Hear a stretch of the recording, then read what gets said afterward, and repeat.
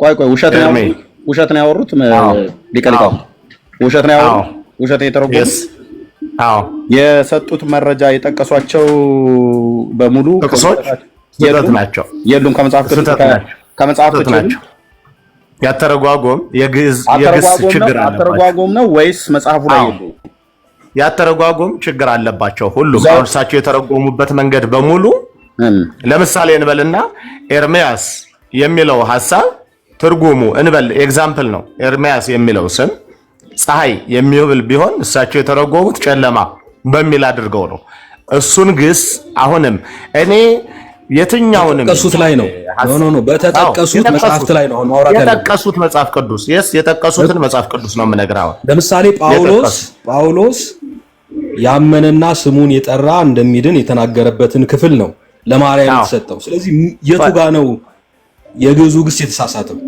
በጣም አሁን የቃላት ጨዋታ ነው እየተጫወቱ ያሉት የቃላት ጨዋታ ነው አይደለም አግዛቸው ቆይ በቃ ወደ ምሳሌ መሄድ ሳያስፈልገው ሊቃሊቃውንት እኔም እየሰማው ስለነበረ ነው ከቅድም ጀምሮ አሁን የተሳሳተው ትርጉም የትኛው ነው አሁን በቀጥታ የሚሄዱት ወደዚህ ነው የሚሄዱት ወደ ተረዱበት የሚባል ይሄማ እዚህ ቃል ሄደው ለምን ነው የሚሄደው አዲስ ኪዳን የመደበቂያ ነው የእናንተ መደበቂያ እኮ ነው ይሄ ሐዲስ ኪዳን አረዳድ ትርጉም የምትሉት በመጀመሪያ ደረጃ ያልተስተካከለ ንባብ በትርጉም አይቃናም ትክክል ማርያም ፈጣሪ አይደለችም ቆይ ማርያም ፈጣሪ አይደለችም ማርያም ፈጣሪ አለመሆኗ እየታወቀ አይደለችም ፈጣሪ ሆና ማታቀም አምላክ ሆና አታቀም ፈጣሪ ሆና አታቀም አዳኝ ሆና አታቀም ሆናለች እንጂ ኦርቶዶክስ ሆናለች አላልንም በህግ አምላክ ዚቁ አለኩ ዚቁን ጠቀሰ ጌታ ዚቁን ቆይ ሰማ ቆይ አልሰማም ቆይ በመጀመሪያ ሰማው የገባው አይደግም ቅድም ሰማው አልሰማህም ሰምቾታል አሁን እሱ ገብረን ወደ ተለያየ አቅጣጫ ለመውሰድ ሞከሩ ለዘገብረት ብርሃናት አበይተ ማለት እሺ ምን ብለው ነው የሚተረጉሙት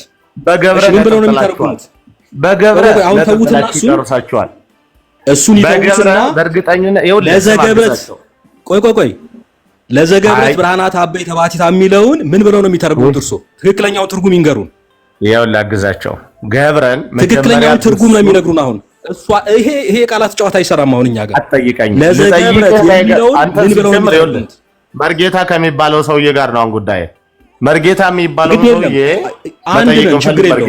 አንድ ነን አሁን ለዘገብረት የሚለውን አሳስታችኋል አሉ አይደል ለዘገብረት ብርሃናት አበይተ ባቲታ የሚለው እንደዚህ አይተረጎምም አሉ አይደለ አሉ እስቲ ለዘገብረት ብርሃናት አበይተ ባቲታ ምን ማለት ነው ትርጉሙን ብቻ ነው መጀመሪያ ይኸውልህ ገብረ ማለት ነው ኦኬ አንተ ገብረን ገብረ አይደለም ይተርጉምና ይንገሩ ከመርጌታ አንተ ትሻላለህ ገብረ አብራራው ይንገሩን በቃ ገብረ እርሶ ነው ያመጡት በቃ ትክክለኛውን እርሶ ይንገሩን ለዘገብረት ብርሃናት አበይተ ባቲታ ማለት ምን ማለት ነው ይኸውልህ ገብረ ብለው አይጠይቁኝ ለዘገብረት ብርሃናት አበይተ ባቲታ ምን ማለት ነው ገብረት እኮ ለሴት ነው ገብረ ለወንድ ነው ገብረት ለሴት ነው ያው ራሱ ለዘገብረት ነው ያሉት ለዘገብረት ብርሃናት አበይተ ባቲታ ምን ማለት ነው ገብረት ማለት እሺ ገብረት ማለት ምን ማለት ነው ገብረት ትገብር ለዘገብረት ብርሃናት አበይተ እሱን ቅኔ ቤት ሄደው ግሱን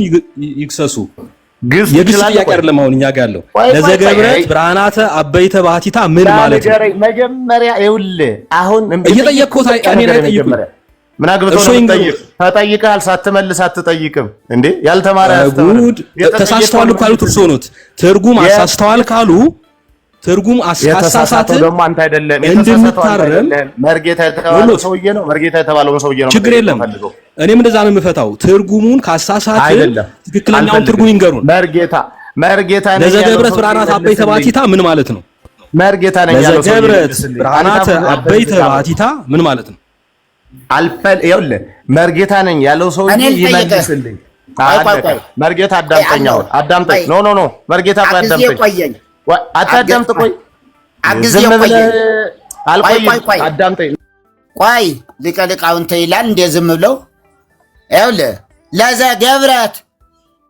ብርሃናተ አበይተ ባቲታ ማለት ምን ማለት ነው ይኸውልህ አንድ ኦርቶዶክሳዊ እዚህ ቤት እንዳትሰሙት ውጡ እንጂ እኔ ላይ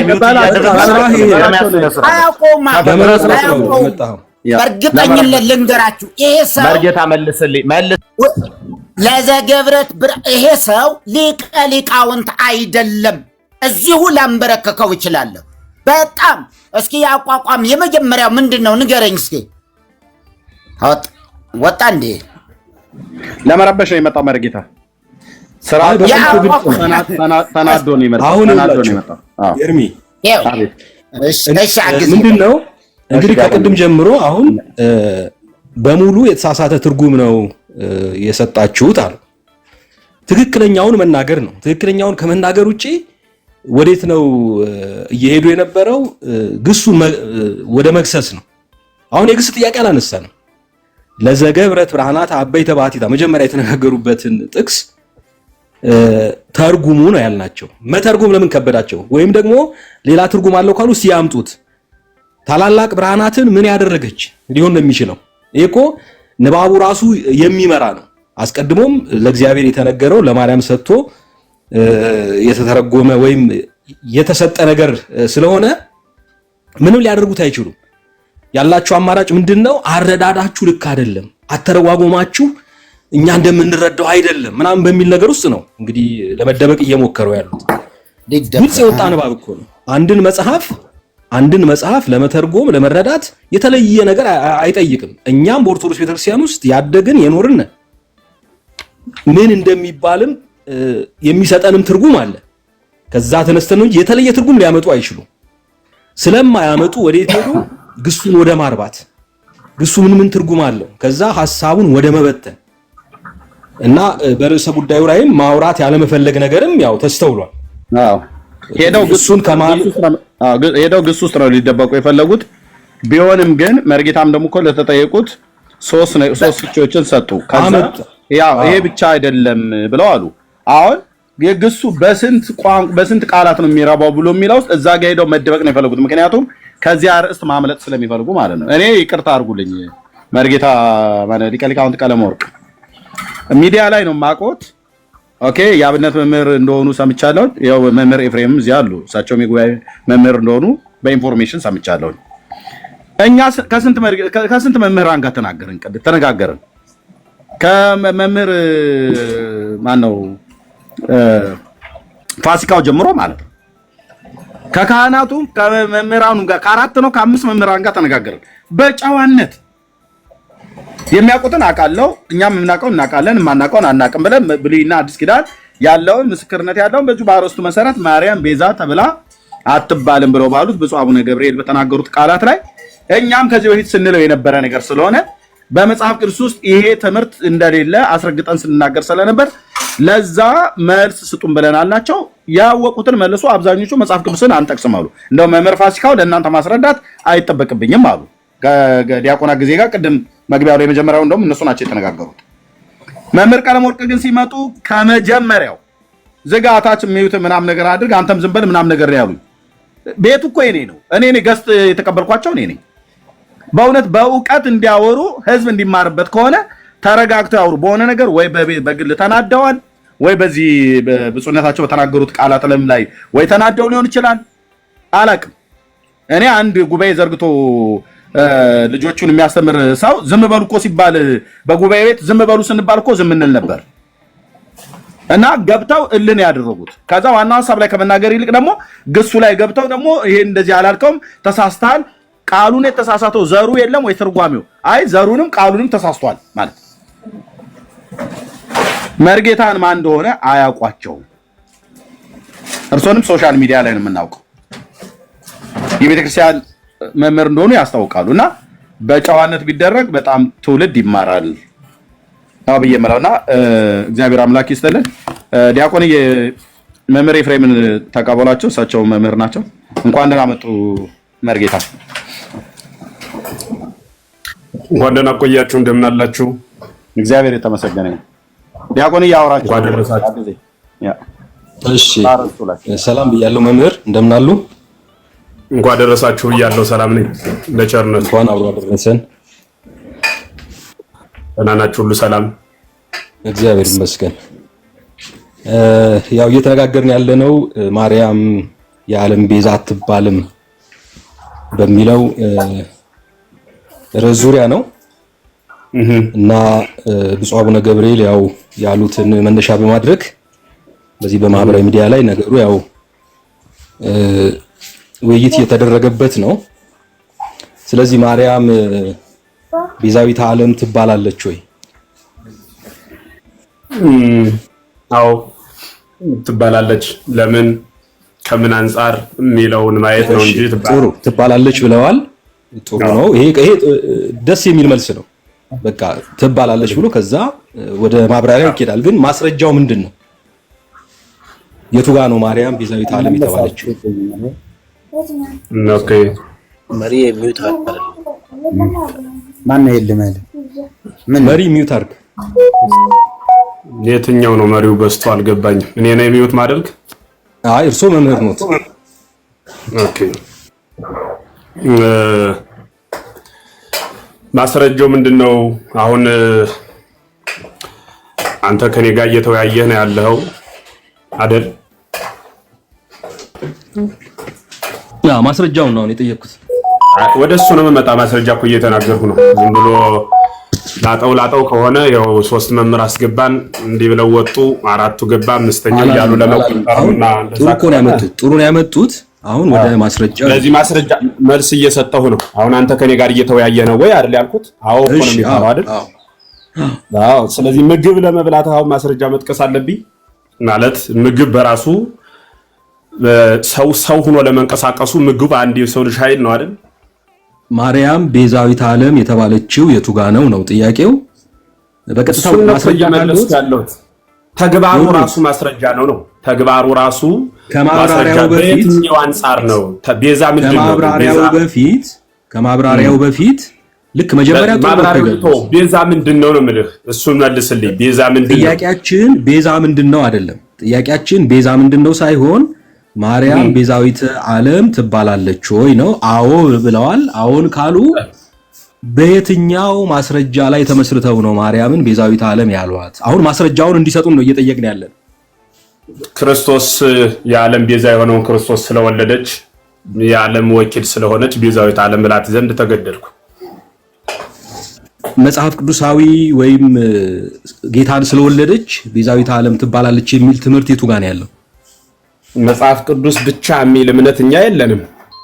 አይ ብቻ አላልኩም እኔ እኮ አሁን ሌሎች መጽሐፍትም ውስጥ ካለ ማለት ማርያም ኢየሱስን ስለወለደች ቤዛዊተ ዓለም ትባላለች የሚል ትምህርት አለ ወይ ነው።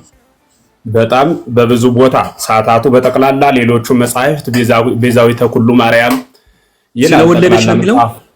ስለወለደች የሚል እስቲ ያሳዩ። ስለወለደች የሚል ሳይሆን ቤዛዊተ ኩሉ ሚላትን ቃል ነው እየተናገሩ ያለሁት እኔ። አይደለም ያሉኝ እኮ ስለወለደች ቤዛዊተ ዓለም ትባላለች ነው ያሉኝ አይደል? በመጀመሪያ እኔ ደግሞ እያልኩ ያለሁት በመጀመሪያ ወደሱ ሐሳብ እንድንገባ በቀዳሚ ሐሳብ ስንነጋገር እመቤታችን ቅድስት ድንግል ማርያም ቤዛ ለመባሏ ቤዛ በምን ሲታይ ነው? ቤዛ የሚለው ቃል ለስቅለት ከሆነ ቤዛ የሚባለው ክርስቶስና ክርስቶስ ብቻ ነው። ተጨማሪ ተቀዳሚ ተከታይ የሌለው ቤዛ ክርስቶስ ነው።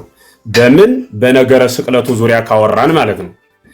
በሌላው ሐሳብ ደግሞ ቤዛ የሚለው ወኪል ምትክ የሚል ትርጉም በሚሰጠው ጊዜ ደግሞ ወኪላችን ናት፣ ቤዛ እንላታለን። ዓለም በጠቅላላ ንጽህናን ባጣበት ሰው በአዳም መርገም በሚቅበዘበዝበት ዘመን ንጽሕት ዘር ስንዱ እመቤት ወላዲተ አምላክ ቅድስት ድንግል ማርያም ዓለምን ወክላ በንጽህና አንድ መንግስት ሳይሆን የመንግስታትን ንጉስ ወልደ እግዚአብሔር ኢየሱስ ክርስቶስን በማህፀኗ ስለወሰነች ስለ ንጽህናዋ የዓለም ወኪል ስለሆነች ቤዛ የሚለውን ወኪል በሚለው በምንጠቀምበት ጊዜ የዓለም ቤዛ ናት ብለን እንናገራለን ማለት ነው። ቤዛ የሚለው ተላልፎ መሰጠት በሚለው ጊዜ ደግሞ ተላልፋ የተሰጠች ናት። ስለኛ ግብጽ መሰደድ ለኛ ቤዛነትን የተሰደደችው የአዳምን ስደት ነው የተሰደደችው ማለት ነው። ማለት ይሄ እኮ እሱን እኮ አሁን ለምሳሌ ወደ መጽሐፍ ቅዱሱ ከመጡ ለምሳሌ ይሄ ክፍል ማርያምን ቤዛ አላሰኛትም፣ ስለወለደችም ደግሞ ቤዛ ናት የሚል ትምህርት የለም። እናንተ ግን ያው በፈቃዳችሁ ቤዛ ልትሏት ትችላላችሁ። በብዙ የቤተክርስቲያን መጽሐፍትም ውስጥ ቤዛዊተ ኩሉ ዓለም የሚሉ ብዙ ንባቦች እንዳሉ እናውቃለን። ግን ቤዛ የተባለችበት መሰረቱ ምንድነው ነው? ቤዛ የተባለችበት ዓለምን ወክላ በንጽህና ተገኝታ አካላዊ ቃልን ስግው አድርጋ ስላስተናገደች ስለዚህ በዛ ቤዛ ብለናት የኛ ምትክ ናት ማለት ነው። ሰው ሁሉ ቆይ አድምጠኝ። ሰው ሁሉ ንጹህ ባልሆነበት በዚያ ዘመን በአዳም መርገም የቤዛነት ጉዳይ በዚያ ዘመን እርሷ ንጽሕት ሆና አብረን ካወራን አንግባባም። አብሮ ይበላል እንጂ እኮ አብሮ አይወራም አይደል? እንዴት በተራ እናወራ? አቁም ካልከኝ ባለሁበት ላቁምና ሐሳብህን እስክትጨርስ ላድምጥህ።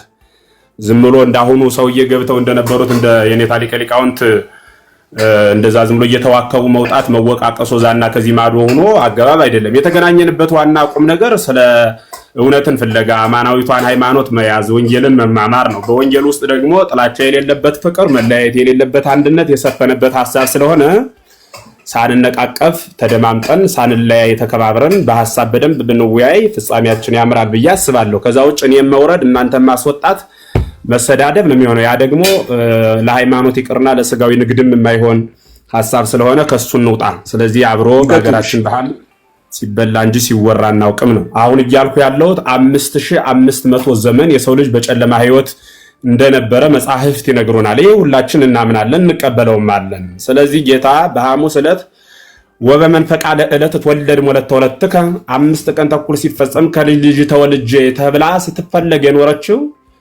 ዘመኑ ሲፈጸም ከሷ በኋላም አምላክን ሊወልድ የሚችል የማይመጣ ከርሷ በፊትም ያልነበረ ሰማይና ምድርን በቸርነቱ የፈጠረውን ዳሩ ግን በፈቃዱ በእርሷ የተወሰነውን ወኪል ባጣንበት እስከ ሐናና ኢያቄም ማኅፀን የሰው ልጅ በአዳም ርግማን በሚቅበዘበዝበት ዘመን ለኛ ተላልፋ የተሰጠች ማለት በንጽህና አካላዊ ቃል ለመውለድ ማለት ነው። ተላልፋ የተሰጠች ማለት የተሰቀለች ለማለት አይደለም። ስለበቃች ቤዛ እንላታለን። ለምን? በሔዋን ትክ የተሰጠች በሔዋን በኩል ሞት ወደ ዓለም መጣ ብሎ የሚያምን ሰው ሁሉ በድንግል ማርያም በኩል ሕይወት መጣ። ሕይወት ማን ነው? እርሱ ኢየሱስ ነው ማለት ነው።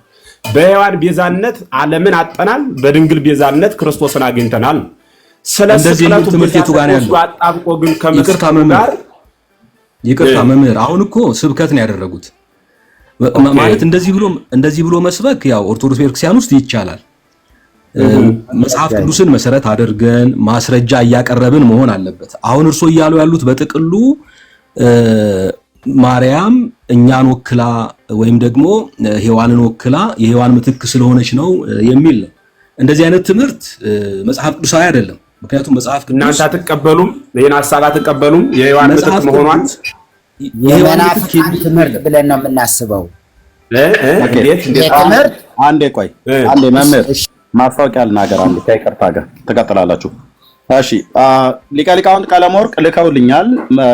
እንደገና ገስት ማለት ነው። እኔ በስርዓት ካወሩ ሌሎችም መምህራን እንዳወሩት አሁን መምህር ኤፍሬም እንደሚያወሩት ካወሩ ችግር የለብኝም። ግን ሲገቡ እርሶ ከቅድሙ ጀምሮ ለረብሽ ስለገቡ ነው እንደዛ ያርኩት። እንደዚህ ማድረግ አልፈልግም። እሺ ለማንኛውም ኮፒ ሊንክና ሼር ታብ አድርጉት ወገኖች፣ ኮፒ ሊንክና ሼር ታብ አድርጉ። ጸጋ ያብዛላችሁ። ዲያቆን እየመቀጠል ትችላላችሁ። መምህር በጣም ይቅርታ፣ በጣም ደግሞ አመሰግናለሁ።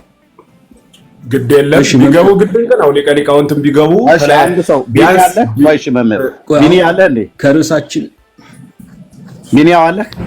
አይ ኖ እኔ ልውረድ፣ እኔ ስራ እየገባሁ ነው። እሺ በቃ ቴንክ ዩ። እሺ ለዛ ነው። እሺ ድንገት ተኝታም ከሆነ ብዬ ነው። እሺ መርጌታ ማን ሊቀ ሊቃውንት ቀለመወርቅ እናስገባለን። መምህር ኤፍሬምና ዲያቆን እየቀጥሉ። እሺ አሁን እንግዲህ በጥቅሉ ሲታይ ጌታን ስለወለደች ነው ቤዛ የተባለችው አይደል? አዎ እውነት ነው። አዎ ጌታን ካልወለደችማ እናውቃትም ሁሉ ነበር እኮ። እሺ መልሰውልኛል። አንደኛ አሁን እንደዚህ የሚል ማስረጃ የለም ማለት መውለድ ቤዛ ያሰኛል ወይ?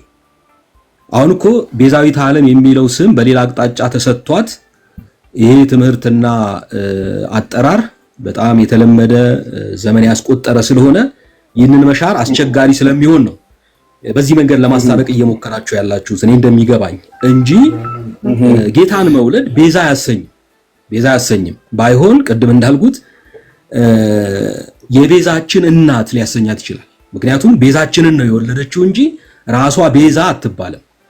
እና ብፁዕ አቡነ ገብርኤልም ማርያም የዓለም ቤዛ አትባልም ብለው ሲሉ ነገሩ ተያይዞ የሚገኘው ለዓለም ሁሉ ቤዛ ሆና እንደሞተች ስለሚታመን ነው። ቅድምም የገቡት ሰው ከሊቀ ሊቃውንት በፊት ማለት ነው ስለ ሰዎች እንደሞተች ሁሉ ይናገሩ ነበር። ነገረ ማርያምም ይናገራል። ያንን የተመለከተ ድርሰትም በጸሎተ ሰባቱ ጊዜያት ውስጥ አለ። ሌሎችንም ማርያም ቤዛ የተባለችበት ምክንያት ስለወለደች ሳይሆን የሞተችላቸው ነፍሳት ስላሉ ነው። እንደዛ የሚል ትምህርት ነው ያለውና ይህንን እርሱ እንዴት ነው የሚያዩት? በተለይ ነገረ ማርያም ላይ በፈቃዷ አልሞት ስትል 9,9999 ወይም ደግሞ 99,999 ነፍሳት በአንድ ቀን ተጎንነው ገሃነመ እሳት ሲወርዱ ያሳያታል። በዚህ ጊዜ እሷ እንድታድናቸው ይማጸኗታል እነዚያ ነፍሳት። በዚህ ጊዜ ጌታን ትጠይቀዋለች። እሷ ምን ብላ? ልጄ ወዳጄ ሆይ እነዚህን ነፍሳት እባክህ ማርልኝ ትለዋለች። እርሱ ደግሞ ምን ብሎ ይመልሳል? እኔ የአዳምን ልጆች ከገሃነመ እሳት ወደ መንግስተ ሰማያት ያስገባሁት መከራ ተቀብዬ ሞቼ ተነስቼ ነውና አንቺም ለነዚህ ነፍሳት ስለ ኃጢአታቸው ካልሞትሽላቸው ዘላለም ገሃነመ እሳት ወርደው ይቀራሉ ይላታል። በዚህ ጊዜ እንግዲህ እሷ እነዚህ ነፍሳት በኔ ሞት የሚድኑ ከሆነ እንኳን አንድ ጊዜ 7 ጊዜም ልሙት ብላ ለመሞት ፈቃደኛ እንደሆነች ነገረ ማርያም ይናገራል። እዚሁ ድርሰት ላይ እዚሁ ታሪክ ላይ የተመሰረተው ድርሰት ደግሞ ወልድኪ ነፍሳተ ሶበ አርአየኪ በእሳተ ኩነኔ ዘሐሙ ማርያም ትብሊ በእንቲአሆሙ ቅትለኒ ለቤዛሆሙ እንዳለች የአባ ጊዮርጊስ ዘጋስጫ ድርሰት ይናገራል። ልጅሽ በፍርድ እሳት የሚሰቃዩ ነፍሳትን ባሳየሽ ጊዜ ማርያም ስለቤዛቸው ወይም ስለመዳናቸው ግደለኛልሽ የሚል አለ። ያንን ይዘው እንግዲህ ብዙዎች ቤዛዊት ዓለም የሚሏት ከዚህ ጋር አያይዘው ነው። ብፁዕ አቡነ ገብርኤልም ማርያም የዓለም ቤዛ አትባልም ያሉት በዚህ አቅጣጫ ነውና አሁን ቤዛዊት ዓለም ሲላት ህዝቡ ይሄንን እያሰበ ነው። እናንተ ደግሞ በሌላ መንገድ ቤዛዊት ዓለም የሚለውን ላለመልቀቅ ሌላ ትርጉም እየሰጣችሁ ነው ያላችሁት እና ይህን ታሪክ እንዴት ነው የሚያዩት? በዚህ አቅጣጫ አይደለም ወይ ማርያም ቤዛዊት ዓለም የተባለችው በኦርቶዶክስ ቤተክርስቲያን? እርሱ ደግሞ እየነገሩ ነው ያሉት ስለወለደችው ነው የሚል ነገር ነውና እስቲ አንደኛ ስለወለደችው መሆኑን የሚያሳይ እንደው ከቤተክርስቲያን መጽሐፍትም ሊሆን ይችላል መውለዷ ቤዛ የሚያሰኛት መሆኑን የሚያሳይ ጥቅስ ካለ እሱን ከመጽሐፍ ቅዱስ ጋር አስማምተን ልናየው እንችላለን። ግን ቤዛዊት ዓለም የተባለችበት መሰረቱ ወይም ታሪኩ ይህ አይደለም ወይ? ይህን ታሪክ ይቀበሉታል ወይስ አይቀበሉትም ነው የኔ ጥያቄ። ቤተክርስቲያን ውስጥ የማልቀበለው ታሪክ የለም። ቤተክርስቲያን እንደ እንግዳ ደራሽ እንደ ውሃ ፈሳሽ ጽፋ ያስቀመጠችው አንድም አይነት ክታብ የለም። ምናልባት ይህን ስል አንዳንድ ገንዘብ ለመቸርቸር ይመቻቸው ዘንድ በራሳቸው ሐሳብ ምኞትና ፍላጎት የከረተሱ ይኖራሉ። የነሱን ክርታስ እቀበል ዘንድ ደግሞ አልገደድም። አሁን የተናገርኸው ቃል ግን ነገረ ማርያም ነው። ይህ ነገረ ማርያም ራሱን የቻለ ርዕስ አጀንዳ የሚያስፈልገው ሐሳብ ስለሆነ ወደሱ ነው የምናመረው ማለት ነው። ለአሁኑ ግን መጀመር ቤዛ ላይ ጨርሰን ወደ ሌላ ብናልፍ ድንቅ ነው። 100 ዳቦ ከመላስ አንድ መጉረስ ይመስላል ኃይል የሚሆነንና ብዙ ሰዎች መልስ እየጠበቁ ያሉበት ሰዓት ስለሆነ አሁን ደግሞ በእመቤታችን ሞት ዓለም ድኗል ወይ ወደሚለው ሽፍት ማድረግ ሳይሆን ቀጥታ ቤዛ ምንድነው የሚለው ላይ እንየው ነው። ቤዛን ቤተክርስቲያን አሁንም ስናገር እየገባን ተወራ ከሆነ መግባባት አንችልም። መጫጫህ ነው የሚሆነው። አሁን የሰጠው መልስ ከቤዛ ይናገራል። ይቅርታ ሊቀ ሊቃውንት አይመለከቱትም። እርሱን ከእሳቸው ጋር እያወራው ስለሆነ እርሱ ዝም ይበሉ። በተራውት ይናገራሉ። በኋላ እርሱን አልጠየቅኩትም። እኔ አሁን ያስቆምኳቸው ለምንድን ነው እንዳይናገሩ ወይም ለማደናቀፍ ሳይሆን ከርዕሱ የወጣ ነገር አይደለም እኔ የተናገርኩት። ቤዛዊት ለምሳሌ አሁን ቅድም አንዳንድ ሰዎች የከረተሱት አለ ብለዋል። ይህን ታሪክ ነው እያሉ ነው ወይስ ስለሌሎች ነገሮች ነው እያወሩ ያሉት? የቤተክርስቲያኒቱን ነገር እቀበላለሁ ብለዋል። ይህ ታሪክ በእርሶ ዘንድ ቅቡልነት አለ ወይ? ማርያም የሞተችላቸው ነፍሳት አሉ ወይ? እሱም በግልጽ ይንገሩ። ምክንያቱም ቤዛዊት ዓለም የተባለችው እዚህ ላይ ተመስርቶ ስለሆነ አሁን እናንተ እያላችሁ ያላችሁት ግን በነገራችን ላይ ነው ምናምን የሚለው ፕሮቴስታንቱ ቆይ ልጨርስ ሐሳብ ስለወለደችው ነው የሚለው ግን ልክ አሁን ቤዛ የሚለው ቃል እዚህ ጋር ተጽፏል፣ እዛ ጋር ተጽፏል፣ ለገንዘብ ለሀጥ ለምን ተነግሯል የሚለው እንደው ቤዛዊት ዓለም የሚለውን ለማደበስበስ እየተጠቀማችሁበት እንዳለ ነው የሚሰማኝ። አውቀዋለሁ፣ ያው የቤቱን ማካሄድ ስለማውቀው እንደሱ አይነት ነገር ነው እያደረጋችሁ ያላችሁት። አሁን ይህ ታሪክ ነገረ ማርያም ነው። ነገረ ማርያም ላይ ብቻ ተወስኖ አልቀረም። አባ ጊዮርጊስ ዘጋስጫ በጸሎተ ሰባቱ ጊዜያት ውስጥ ዜማ ሰርተውለታል፣ ግጥም ገጥመው ዜማ ሰርተውለታል። ቅድም የጠቀስኩት ሌሎችም አሉ። ቅድም መርጌታ የጠቀሰው ከመትቤዙ ነቢያት ወጻድቃነ የሚለው እሱም ማርያም የተወለደችው ከመትቤዙ ነቢያትንና ጻድቃንን ለመዋጀት ነው ተብሎም የተነገረበት ሁኔታ አለ። ስለዚህ አሁን ማርያም የሞተችላቸው ነፍሳት አሉ ነው የሚለው። ይህን ታሪክ ይቀበሉታል ወይ ነው የኔ ጥያቄ። ምክንያቱም ቤዛዊት ዓለም የተባለችው በዚህ መሰረት ነው። በዚህ መሰረት አይደለም ካሉ ደግሞ እስቲ እንደው ምንጭ ጠቅሰው። አሁን ብዙዎቻችሁ የራሳችሁን ማብራሪያ ነው ከጠዋት ጀምሮ እየሰማን ያለ ነው። እንዲህ ይላል እንዲያ ይላል የሚል ግን እንደ ቤተክርስቲያኒቱ ትምህርት የተጠቀሰ ነገር ካለ እሱ እንዲነግረን። እሺ ይቀጥሉ። እሱን ነው ማስረዳ ያለ። ይኸውልህ ደህና ዋላችሁ ስንል ጥቅስ አንጣልኝ ከሆነ ለእያንዳንዱ ነገር ጠቅሰን አልዘልቅም። እኛ እንግዲህ ዝም ብሎ ጥቅስ ብቻ የሆነ ህይወት አይደለም። ህይወት ራሱ ምግብ የሰው ልጅ እንደሚያንቀሳቅስ ጥቅስ አንጣ እንዲህ የሚባል ጥቅስ የለም። እያንዳንዱ ሐሳብ የእመቤታችን የጌታ እናት መሆኗን ጥቅስ ንገረኝ። ይሄ ዓለም ያወቀው ፀሐይ የሞቀው ሐሳብ መጽሐፍ ቅዱስ ላይም የተቀመጠ ሐሳብ ነው። የጌታ እናት በመሆኗ ነው እሱ ላይ ነው ማብራሪያ እየሰጠው ያለሁት እንጂ አሁን አንተ እንደምትለው እመቤታችን ቅድስት ድንግል ማርያም አንተ ያነሳውን ሐሳብ ይዘህ በራስ ማብራሪያ ነው የምትሰጠው። ሌሎቹ መምህራን በራሳቸው ማብራሪያ የሚፈልግ ጉዳይ ስለሆነ እኮ ነው የምናብራራው። የማይብራራ ዝም ብሎ ራሱ ብቻ ተጠቅሶ በቃ እንዲህ ይላል ብቻ የሚል እምነት እኛ እንደሱ አይነት እምነት የለንም። ምክንያቱም መጻሕፍት ካልተተረጎሙ ገብስ ካልተፈተገ አይበላም። መጻሕፍትም ካልተተረጎሙ አይያዙም። ትርጓሜ ያስፈልጋቸዋል። የሚተረጎሙ ናቸው። በጣም ብዙ የመጽሐፍ ቅዱስ ክፍል ጠቅሼ ሊተረጎም የሚገባው ነው እሱማ እንደምትለኝ አምናለሁ። ስለዚህ እያልኩ ያለሁት የዓለም ቤዛ በእመቤታችን ሞት የዳነ በነገራችን ላይ ከፕሮቴስታንት ዓለም በየጊዜው ከሚነሳው ጥያቄ አንዱ ታምር ገድል ላይ ማብራሪያ ስጡኝ ይሄ አልገበኝ ማለት ይቻላል፣ ገድል ላይ ማለት ነው። ታምር ላይ ግን ማብራሪያ መስጠት የሚፈልግ መምህርም እርሱ የዋህ ነው፣ የሚጠየቀው ሰውም አላዋቂ ነው ብዬ ነው የምተቸው። እንዴት ካልከኝ ተአምር እኮ ነው። ተአምር ማለት መልዕልተ ሕግ ነው። ምሳሌ በእመቤታችን ሞት የተረፈ ወይም ከሲኦል የወጣ ነፍስ አለ ወይስ የለም የሚለው ጥያቄ እኔ ማብራሪያ አልሰጥም። እንዴት ካልከኝ ከአቅም በላይ ነው። ምክንያቱም መጽሐፉ ራሱ መጀመሪያው ተአምር ነው የሚለው። ተአምር እያለ ተአምር ማለት እኮ ከሰው ሕሊና በላይ የሆነ በፍጡርና በፈጣሪ መካከል የተሰራ አንድ ልዩ ከአስተሳሰብ ውጭ የሆነ ማለት ነው። ይህ ደግሞ በእኛ አስተሳሰብ ውጭ ቢሆንም በአምላክ አስተሳሰብ ግን የሚዳኝ ነው። ተአምር ለሚለው ቃል ማብራሪያ አምጡ። እኔ ለተአምር ማብራሪያ አልሰጥም። ተአምር ከህሊና በላይ ነው። በመንኳን በእናቱ ሞት ይቅርና በቅዱሳኑ ሞት ሁሉ ነፍሳትን እንደሚምር ቃል የገባ አምላክ ነው። መሐሪ ስለሆነ እርሱ ማረን፣ በቅዱሳኑ ጸሎትና ረድኤት ደግሞ እንደሚምረን ራሱ ባለቤቱ ነግሮናል። የት ላይ ካልኸኝ እናንተ እንግዲህ በምድር ያሰራችሁት በሰማይ የታሰረ ነው ማለት ስልጣንን ለሐዋርያት ሲሰጣቸው የሚያስር የሚፈታ ስልጣን ሰጧቸዋል ማለት የጸለዩለት እንደሚጸድቅ የማይጸልዩለት ደግሞ ከነርሱ ውጭ የሆነ ሰው ደግሞ በኃጢአት ቀንበር ቢያዝም የሚያላቅቀው ካህን ከሌለው ድህነት እንደሌለው ራሱ ባለቤቱ ወልደ እግዚአብሔር ኢየሱስ ክርስቶስን የነገረን።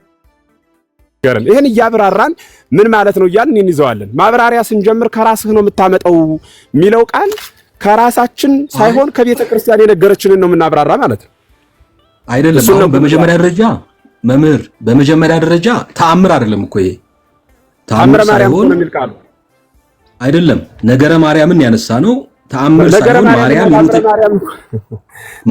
የሞተችበትን ማርያም የሞተችበትን ሁኔታ ነው የሚያብራራው። ተአምር አይደለም። እሱን ነው ያ ነገር ነው። አሁን የእመቤታችን የሥጋ እረፍት በራሱ የእመቤታችን የሥጋ እረፍት በቤተ ክርስቲያን አስተምህሮ ሰው ስለሆነች ርቱ ፍርዱ የቀና ሥላሴ ለዓለም ሁሉ የነፍስ ከሥጋ መለየትን የሰጠ በእናቱ የማያደላ መሆኑን ለመግለጽ፣ በሌላ በኩል ደግሞ ከልጇ ጋር ሞትን ለመሳተፍ የተደረገ ሞት እንጂ እንደኛ የግድ ሞት የኃጢአት ሞት ከኛ በፊት እንደነበሩት ማለት ነው በብሉይ ኪዳን እንደነርሱ የሞተችው ሞት አይደለም የእርሷ ሞት። ለምን ከተባለ እሱ ሌላ ርዕስ ነው። አሁን አሁን ይኸውልህ ሐሳባችንን አይበቱም። አሁን እኛ እያልን ያለነው ማርያም ቤዛ ሆና የሞተችላቸው ነፍሳት እንዳሉ ነገረ ማርያም ይናገራል። ይሄ ተአምር አይደለም። ተአምር ሳይሆን ቀጥተኛ ስናነበው የሚገባን ማብራሪያም የማያስፈልገው ነገር ነው። እናንተ ለሁሉ ነገር ማብራሪያ እኮ መስጠት አይጠበቅባችሁ። ለሁሉ ነገር አንድምታ አያስፈልግም እኮ ምክንያቱም ግልጽ ነው። ለምሳሌ ጴጥሮስ ትምህርት አይደለም። ቆይ አዳም ሉተር ትምህርት ነው። ጴጥሮስ አይደለም ማብራሪያ ያስፈልገው የሚባል እንጂ አይደለም። ሁላ በራሱ ተአምር አይብራራም ማለት ተአምር አይብራራም ማለት አይደለ? ከተአምረ ማርያም ላይ አሁን ተአምረ ማርያም ላይ የተጻፈውን ደግሞ ስንጠቅስ የኛ አረዳድ አለ፣ የኛ ትርጓሜ አለ ብላችሁ ትርጉም እንዳለው አድርጋችሁ ነው የምታቀርቡት። አሁን ወደ ነጥቡ እንመለስ። ወደ ነጥቡ ምክንያቱም ወደ ተለያየ አቅጣጫ ሐሳባችንን አትበታትኑ። አሁን ይወሰከኛል እንኳን አንዴ ሐሳቡን ይጨርስና መምህር አንዴ ይሰሙታል። እርሶ ሲያወሩ አግዝ በጣም ሲሰማ ነበርና አንዴ ሐሳቡን ይጨርስ። ከዛ በኋላ ደግሞ የእርሶን ሐሳብ ለመስማት ጊዜ እንሰጡታልና ከዛ ግን እያንዳንዱ ቃል ሲናገር አይደለም የቆ አይ አሁን ይናገር አደምጠዋለሁ። በደንብ ሐሳቡን ጨርስ። እንደሱ የገባውበት ሐሳብ ቤዛ ላይ ስለሆነ በእርሷ ሞት የተረፋለ ወይ የለም ወይ የሚለውን ተውትና እያወራን ያለነው እኛ ቤዛ እመቤታችን ትባላለች ወይ ነው ጥያቄው። ጥያቄያችን እሱ ሚውት አድርጉትና እሺ ኦኬ። አሁን ይኸውልህ ወንድምነት፣ እሺ አንዴ ከይቅርታ ጋር ወንድምነት ቡና አልጠጣ ቤቱን ምራው ዳንዬ። ቴንክ ዩ። እሺ ወንድም ያ እሺ መምህር፣ አሁን ምንድነው የኛ ዋናው ጥያቄ እሱ ነው። እርሶ ደግሞ እሱ መመለስ አልፈለጉም። እሱን እንተውና እያሉ ነው። ምክንያቱም ነገረ ማርያም ውስጥ ያለ ታሪክ ነው። በነገረ ማርያም ትምህርት የሚያምኑ ከሆነ ፖለቲካ አይደለም። ምክንያቱም ማርያም ቤዛዊት ዓለም የተባለችው ለ99999 ነፍሳት ስለሞተች ነው። አባ ጊዮርጊስ ዘጋስጫ ነገሩን ነው። ነገረ ማርያምም ነገረ። አገዝ ቆይ አንዴ ይቅርታ ሊቀሊቃው ይጨርስና እናወራለን ከእርሱ ጋር። ሰማኝ አንዴ ይቅርታ ከእርሱ ጋር አሁን አላወራም። አሁን እያወራ ያለው ከመምህር ጋር ስለሆነ እንጨርስና እርሱ ጋር እንቀጥላለን። በስርዓት ማውራት እንድንችል ብቻ ተነጋገሩ። መጀመሪያ ቤዛ ይቅርታ መሪ ያለው ቤቱን የሚመራ አለ። ዳንኤል ወንድማችን ዳኒ ይመራል። እኛም እየተደማመጥን ነው። አሁን ምንድነው መምህር ይህን ታሪክ አልቀበለውም እያሉ ነው። እንደገና ሌላ ማብራሪያ ይፈልጋል እያሉ ነው። እኛ ደግሞ እያልን ያለነው ምንድነው? እኛ እያልን ያለነው ማርያም ቤዛዊት ዓለም የተባለችበትን ትምህርት ከቤተክርስቲያኒቱ መጽሐፍት ስንፈልግ ያገኘነው ይህንን ነው። ስለሞተችላቸው ቤዛዊት ዓለም ተባለች። አባ ጊዮርጊስም ለቤዛቸው ግደለኝ እንዳለች ጽፈዋል። ስለዚህ ቤዛዊት ዓለም የምትባለው ከዚህ የተነሳ ነው የሚል ነው።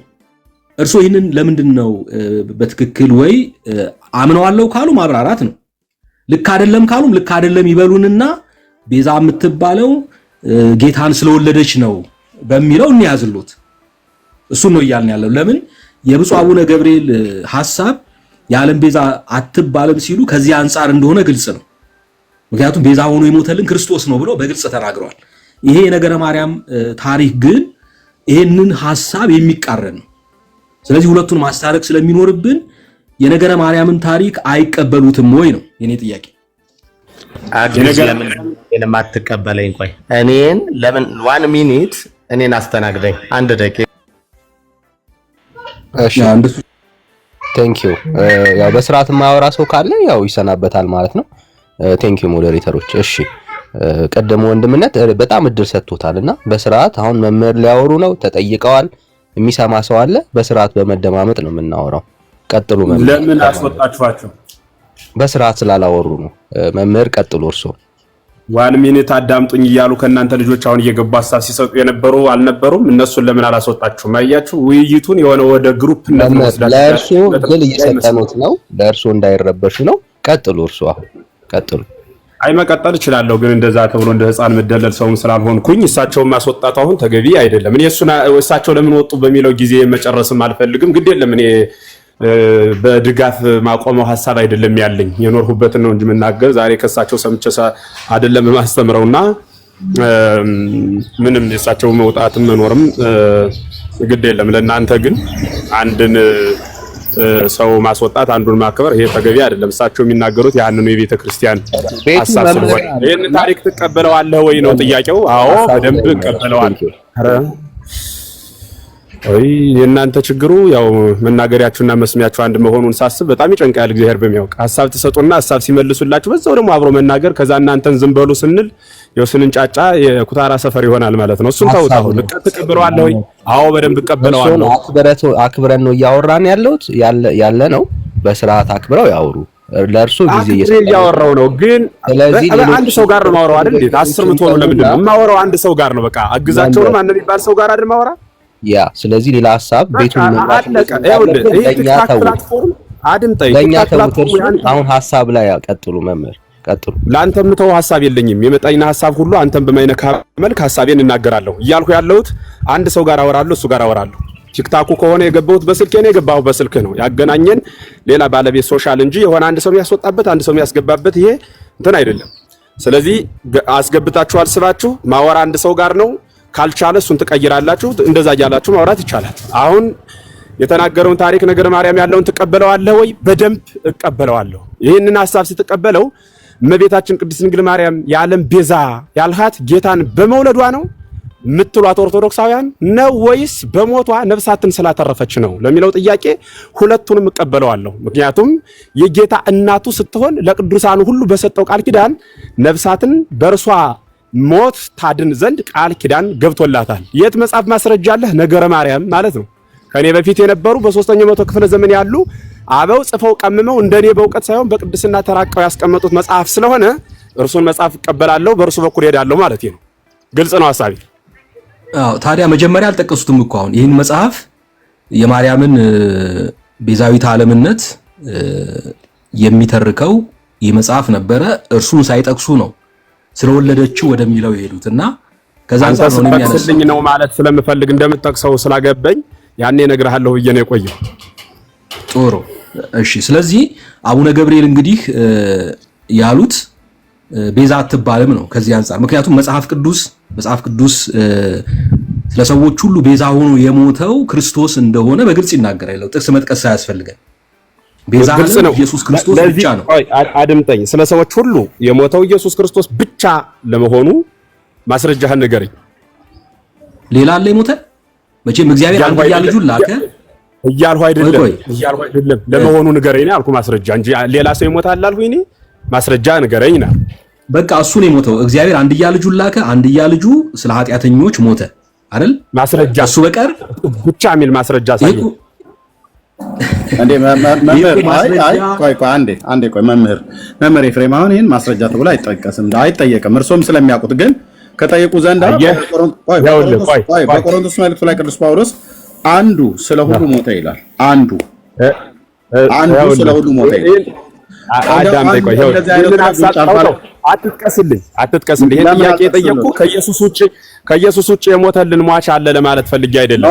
ኖ አንዱ ስለ ሁሉ ሞተ ይላል። ጠየቁ አይደል? አንዱ ስለ ሁሉ ሞተ። በቃ ሌላ የሞተ ይላል። ገባኝ እኮ ተረዳሁ እኮ እሱን። እዚህኛው ላይ ዋናው ላይ ብታወሩ ጥሩ ነው። እንደዚህ አይነት ጥቅሶችን በመጠየቅ ከሆነ እኛ ቤት በጥቅስ አንታመም። የወንጌላውያን አማኞች ነን። ብሉያትና አዲስ ኪዳንን ጠንቅቀን የምናገነን የቱ ጋር ምን እንደሚል ማለት ነው። ከዚህ ይልቅ ዋና ሐሳቡ ላይ ቢያወሩ ጥሩ ነው። አንዱ ስለ ሁሉ ሞተ ይላል። ከሱ ውጪ ሌላ ለሰው ልጆች ቤዛ ሆኖ የሞተ የለም። ያቆን እየቀጥሉ ግሩም ነው። ይኸውልህ እሱን ጥያቄ ስለዚህ ማርያም ቤዛ ሆና ሞተች የሚለው ትምህርት መጽሐፍ ቅዱሳዊ ነው ብለው ያምናሉ? በደንብ ለምን? የክርስቶስ ሞት ምን ሊሆን ነው? የክርስቶስ ሞት ለዓለም ሁሉ ድህነት ነው።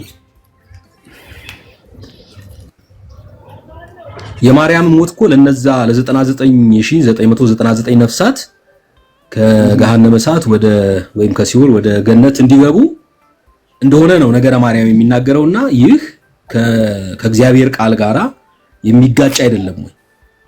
አይ እሱ እኮ እርሱ ማዳን ተስኖት ሳይሆን ለእናቱ ያለውን ፍቅር ለመግለጽ ለዓለም ለማሳየት ነው በእናቱ ላይ ያለውን ፍቅር እንጂ እርሱ ማዳን ተስኖት አይደለም ያገዘ። ይሄንንስ መጽሐፍ ቅዱሳዊ ያድርጉት። እርሱ ነገረ ማርያማዊ ነው መጽሐፍ ቅዱሱ። ነገረ ማርያም መጽሐፍ ደግሞ መጽሐፍ ቅዱሳዊ ነው ማለት ነው እኮ። መጽሐፍ ቅዱሳዊ ነው። እስቲ በምን መንገድ ነው ማርያም ለኃጢአተኞች ሞተች የሚል ትምህርት የምናገኘው? ከየት ነው? ለኃጢአተኞች ሞተች የሚለው በነገረ ስቅለት ዙሪያ ከሆነ ከክርስቶስ ውጭ ለዓለም የሞተ የለም። ወኪል በመሆን ናቸው እኮ ነው የሚለው። ማርያም ሞታላቸው አይደል? ማርያም ሞታላቸው አይደል? እሷም የሞተችው የመሞቷ ምክንያት እነዚያን ሰዎች እነዚያን ነፍሳት ከሲኦል ለማውጣት ነው አይደል? ነገረ ማርያም እንደሚለው እሱማ ቃል ኪዳን ነው። ለእመቤታችን ይቅርና ለሌሎቹ ቅዱሳን ሁሉ ቃል ኪዳን ሰጥቷል። የቱ ጋር ነው የሰጠው ቃል ኪዳን? ደግሞ ወደ ሌላ ርዕስ መሄድ እንዳይሆንብን እንጂ እንደዚህ ቃል ኪዳንም አለ መጽሐፍ ቅዱስ ውስጥ ነው እንደውም ያለው። ነፍሳትን ከሲኦል የሚያወጣ ቃል ኪዳን ነፍሳትን ከሲኦል የሚያወጣ ቃል ኪዳን አዎ መጽሐፍ ቅዱሳዊ ማስረጃ ሁሉ ነው። የቱ ጋር ነው ያለው መጽሐፍ ቅዱሳዊ ማስረጃው? ለምሳሌ ነዌና ላዛርን መውሰድ እንችላለን። ይሄ መጽሐፍ ቅዱሳዊ ማስረጃ ነው አይደል? ሉቃስ ወንጌል ያለው። እሺ ያኔ ምንድነው ያለው? መጀመሪያ ቃል ኪዳን አለ እዚህ ጋር። ቃል ኪዳኑ ምንድነው? እስቲ ቃል ኪዳኑን ያሳዩ። አይኖ ስለ ቃል ኪዳኑ አይደለም የምነግርህ። ማለት ስለ ቃል ኪዳኑ ለምን ተረዳኝ። ምንድነው ገበኝና ሳተረዳና ወደ ቃል ኪዳኑ ወስዳለሁ። ቆይ በመጀመሪያ ቃል ኪዳን አለ አሉ። ነፍሳትን ከሲኦል ወደ ገነት ማዛወሪያ ቃል ኪዳን አለ አሉ። አዎ ለቃል ኪዳኑ ደግሞ ማስረጃ አለኝ ብለው ወዴት ሄዱ? ወደ ሉቃስ 16 ሄዱ። ሉቃስ 16 ላይ አሁን ቃል ኪዳን የሚል ነገር ያሳዩናል። ቃል ኪዳን እዛ ጋር መኖሩን አሳይተውን ነው ይህንን ነገር የሚያብራሩት። ከሌለ ቃል ኪዳን የለም ማለት ነው። ማንም ላክልኝ ነው ያለው። ወደ ሌላ ጥቅስ ሂዱ እንዴ። አሁን እኮ ይኸውልህ እኔ ማብራሪያ ስሰጥህ ማብራሪያ አትስጠኝ ትልና አንተ ረጅም ማብራሪያ ትሰጠኛለህ። ጥቅስ ብቻ አላልኩም። ቃል ኪዳን ብለው አሁንም ተው በየሰከንዱ ሌላ ሙግት አታንጣ እያልኩ ያለሁት አንብልኝ እሱን ቃል ነው ያልኩ አይደል? እኔ አላልኩም። ራሱ ያመጡት ራሱ ያንብቡ። ግን ቃል ኪዳን የሚል ነገር እፈልጋለሁ። ከዚያ ክፍል ቃል ኪዳን የሚል እፈልጋለሁ። ምክንያቱም መነሻችን ቃል እንደውም ርዕሱ አልነበረም። ወደ ቃል ኪዳን ሊያስገባን ይችላል። ዞሮ ዞሮ ያው ከቤዛነት ጋር ስላቆራኙት ትርጓሜን ቃል ኪዳን የሚል ሐሳብ አለው ወይ? እሱ ነው ትርጓሜን ስለማትቀበል ቃል በቃል አስረዳ። መጽሐፍ ቅዱስ ላይ በትክክል ከተረጎመ እቀበላለሁ። በትክክል ከተረጎመ እቀበላለሁ። ተውሽ ቃል በቃል አስረዳ። ዝም ብሎ ትርጓሜ የሌለው ማላስረዳ። ይሄ አሁን ትርጓሜ በአንድምታ ነው የምተረጉምልህ የነበረ። እሱን ተወው ካልኸኝ ቃል በቃል በአምላክ ዳዊት ተካየድኩ ምስለ ሕሩያኔ ብሎ ከመረጥኋቸው ምርጦች ጋር ቃል ኪዳኔን አደረግኩ ይላል። ይህ ቃል ኪዳን ደግሞ የመረጥኋቸው የሚባሉት አካላዊ ቃልን ስግው ይሆንባት ዘንድ የተመረጠች አንዷ የምርጦች ምርጥ እርሷ ድንግል ናት ማለት ነው። ስለዚህ ከመረጥኋቸው ጋር ቃል ኪዳኔን አደረግኩ ማለት ይህ ቃል ኪዳን እንደ ሰው ልጆች ውል ጧት ተስማምተው ምሸት የሚፈርስ ሳይሆን በሰማይና በምድር ለዘላለም የሚጸና በእግዚአብሔርና በሰዎች መካከል ማለት ነው። ሉቃስን ተውት ማለት ነው። ይሄኛውን አትቀበለውም ማለት ነው። አይቀበለዋለሁ፣ ችግር የለም። እሱ ላይ እናወራለን። ግን በመጀመሪያ ሉቃስ ውስጥ ሄደዋል።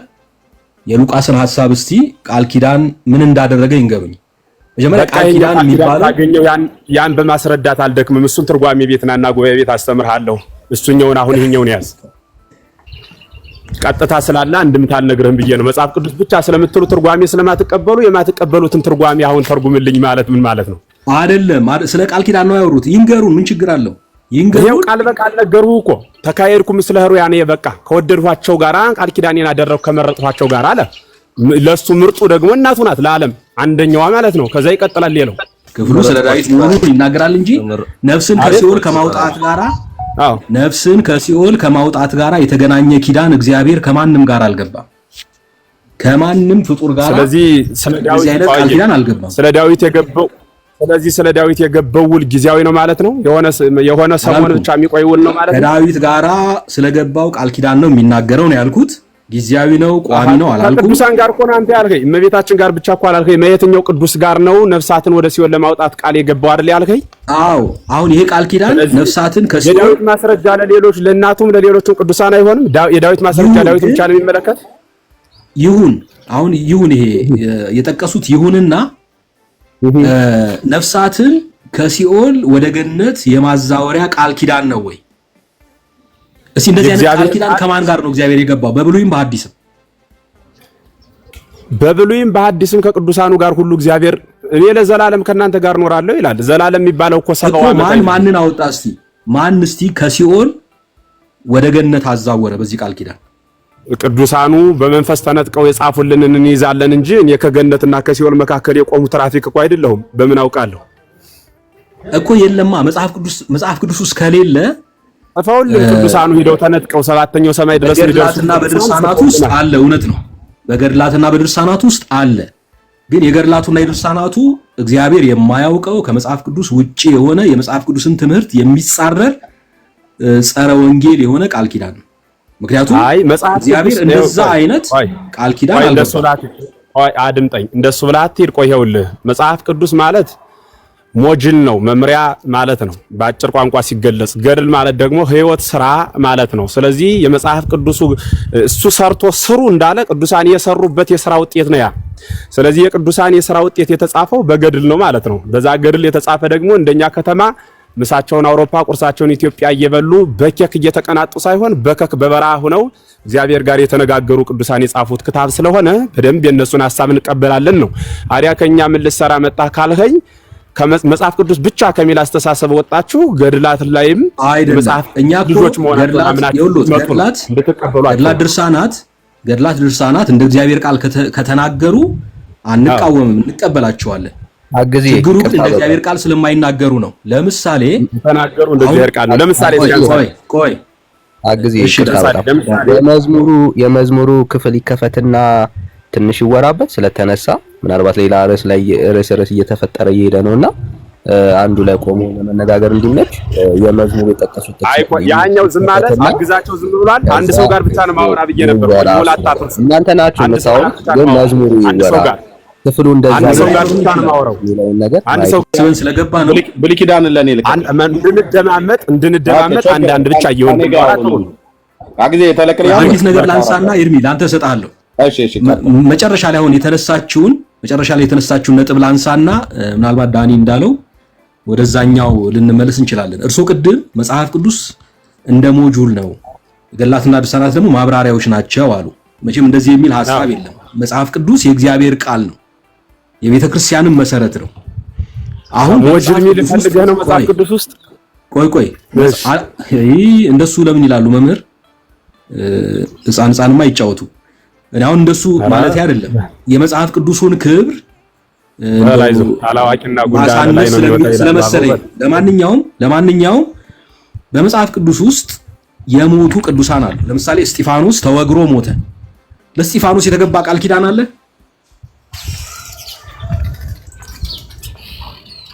አሁን ገድላትና ድርሳናትን ስናነብ ቃል ኪዳን በተለይ ከሚሞቱት ቅዱሳን ከተባሉት ከሰማዕታት ከቅዱሳን ጋር በተገናኘ ሊሞቱ ሲሉ ነው ጌታ ይገለጥና በስማቸው ይህንና ያንን የሚያደርግ እንደሚድን ከሲኦል ወደ ገነት እንደሚዛወር ሌሎችም ነገሮች እንደሚያገኝ የሚናገሩ ቃል ኪዳኖች ተገብተዋል።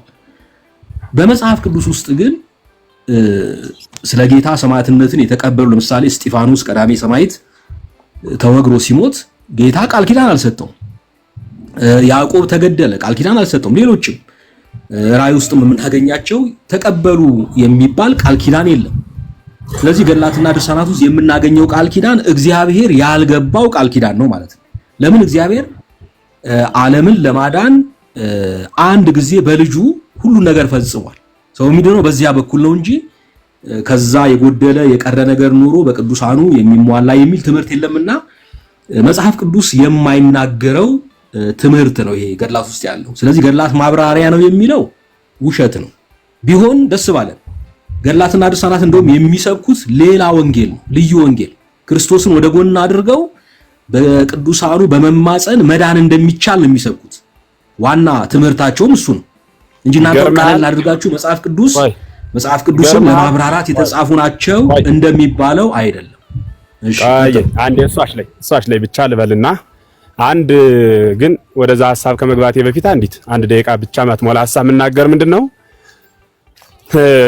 ውይይት ብዙ ጊዜ በተለይ ተናገር እውነቱን ነው። ኦኬ እሱ ፔጅ ላይ ሌላም ቦታ ይከፈትና መምህራን ሲገቡ አንዳንድ ወንድሞች ሲገቡ ውይይት ያለውና መወያየቱ ድንቅ ሆኖ መልካም ሆኖ በጣም የሚከፋኝ ነገ እንዳይገናኙ ተጣልተው ተረካክሶ ተሰዳድቦ መለያየት ይሄ ከክርስትና ይቅርና ከስብዕና የማይጠበቅ ህይወት ስለሆነ ነገ ከነገ በኋላ ምናልባት እናንተን እውነትን ይዘናል ብላችሁ ካሰባችሁ በሐሰት የቆምነውን ወደ እናንተ ለመውሰድ እንድትችሉ በተቻለ አቅም ትህትና በተመላበት ሰውን በማያስቀይም ሐሳብ ብትሄዱ ጥሩ ነው።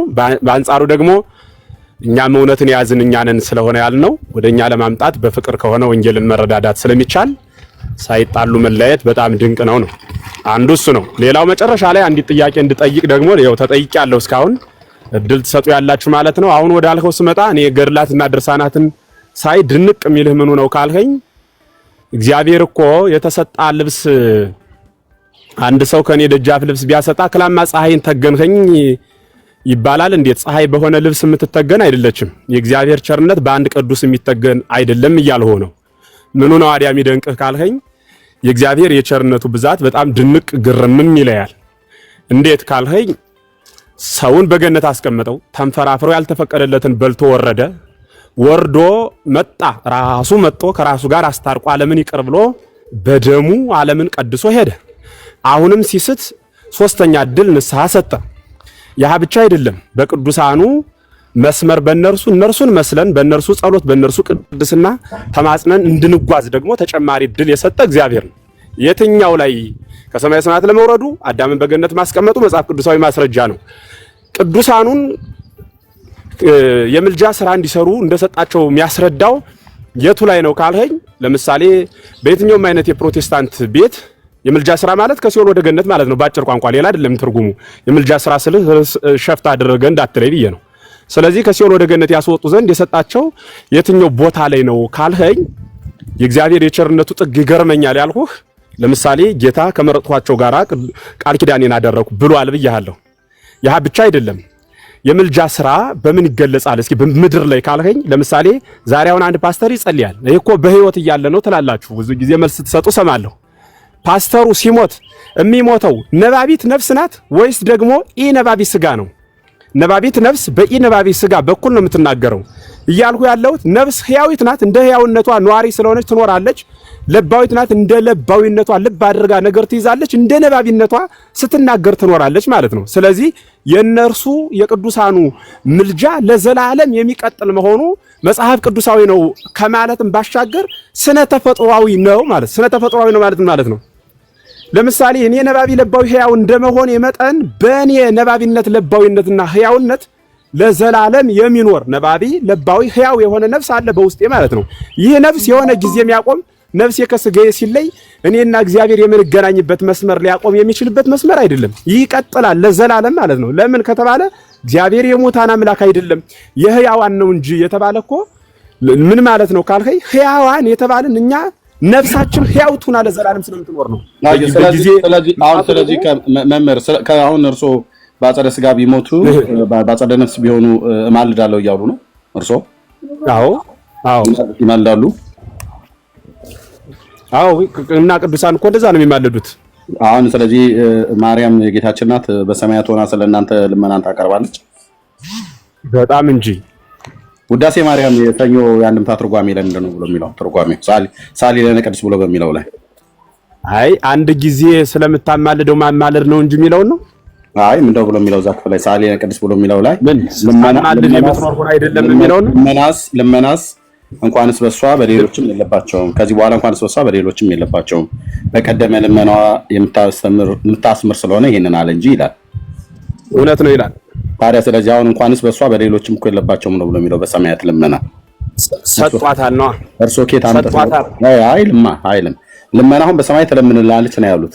ውዳሴ ማርያም አንድምታ ትርጓሜ ግን ሊቃውንቱ የተረጎሙት ልመናስ እንኳንስ በሷ በሌሎችም የለባቸውም። ከዚህ በኋላ እንኳንስ ልመና በሷ በሌሎችም የለባቸውም። በቀደመ ልመናዋ የምታስምር ስለሆነ ይሄንን አለ እንጂ ይላል። ታዲያ ማርያም በሰማይ እኮ ልመና አታደርግም ነው ብሎ የሚለው። አይ ይኸውልህ ማርያም በሰማይ ልመና አታደርግም የሚለው ቃል ምን ማለት ነው? አንድ ጊዜ የተሰጣት ቃል ኪዳን ለዘላለም ስትወስንበት የምትኖር ስታደርገው የምትኖር። ለምሳሌ በሰዎችና በእግዚአብሔር መካከል ሰኞ አበበ ሲስት አሁንም ማክሰኞ ሲስት እያለች አይ አልልልሽም እልሻለሁ የሚል በሱና በሷ መካከል መለማመን የለም። ልመና እንኳንስ በእርሷ በሌሎቹም የለም።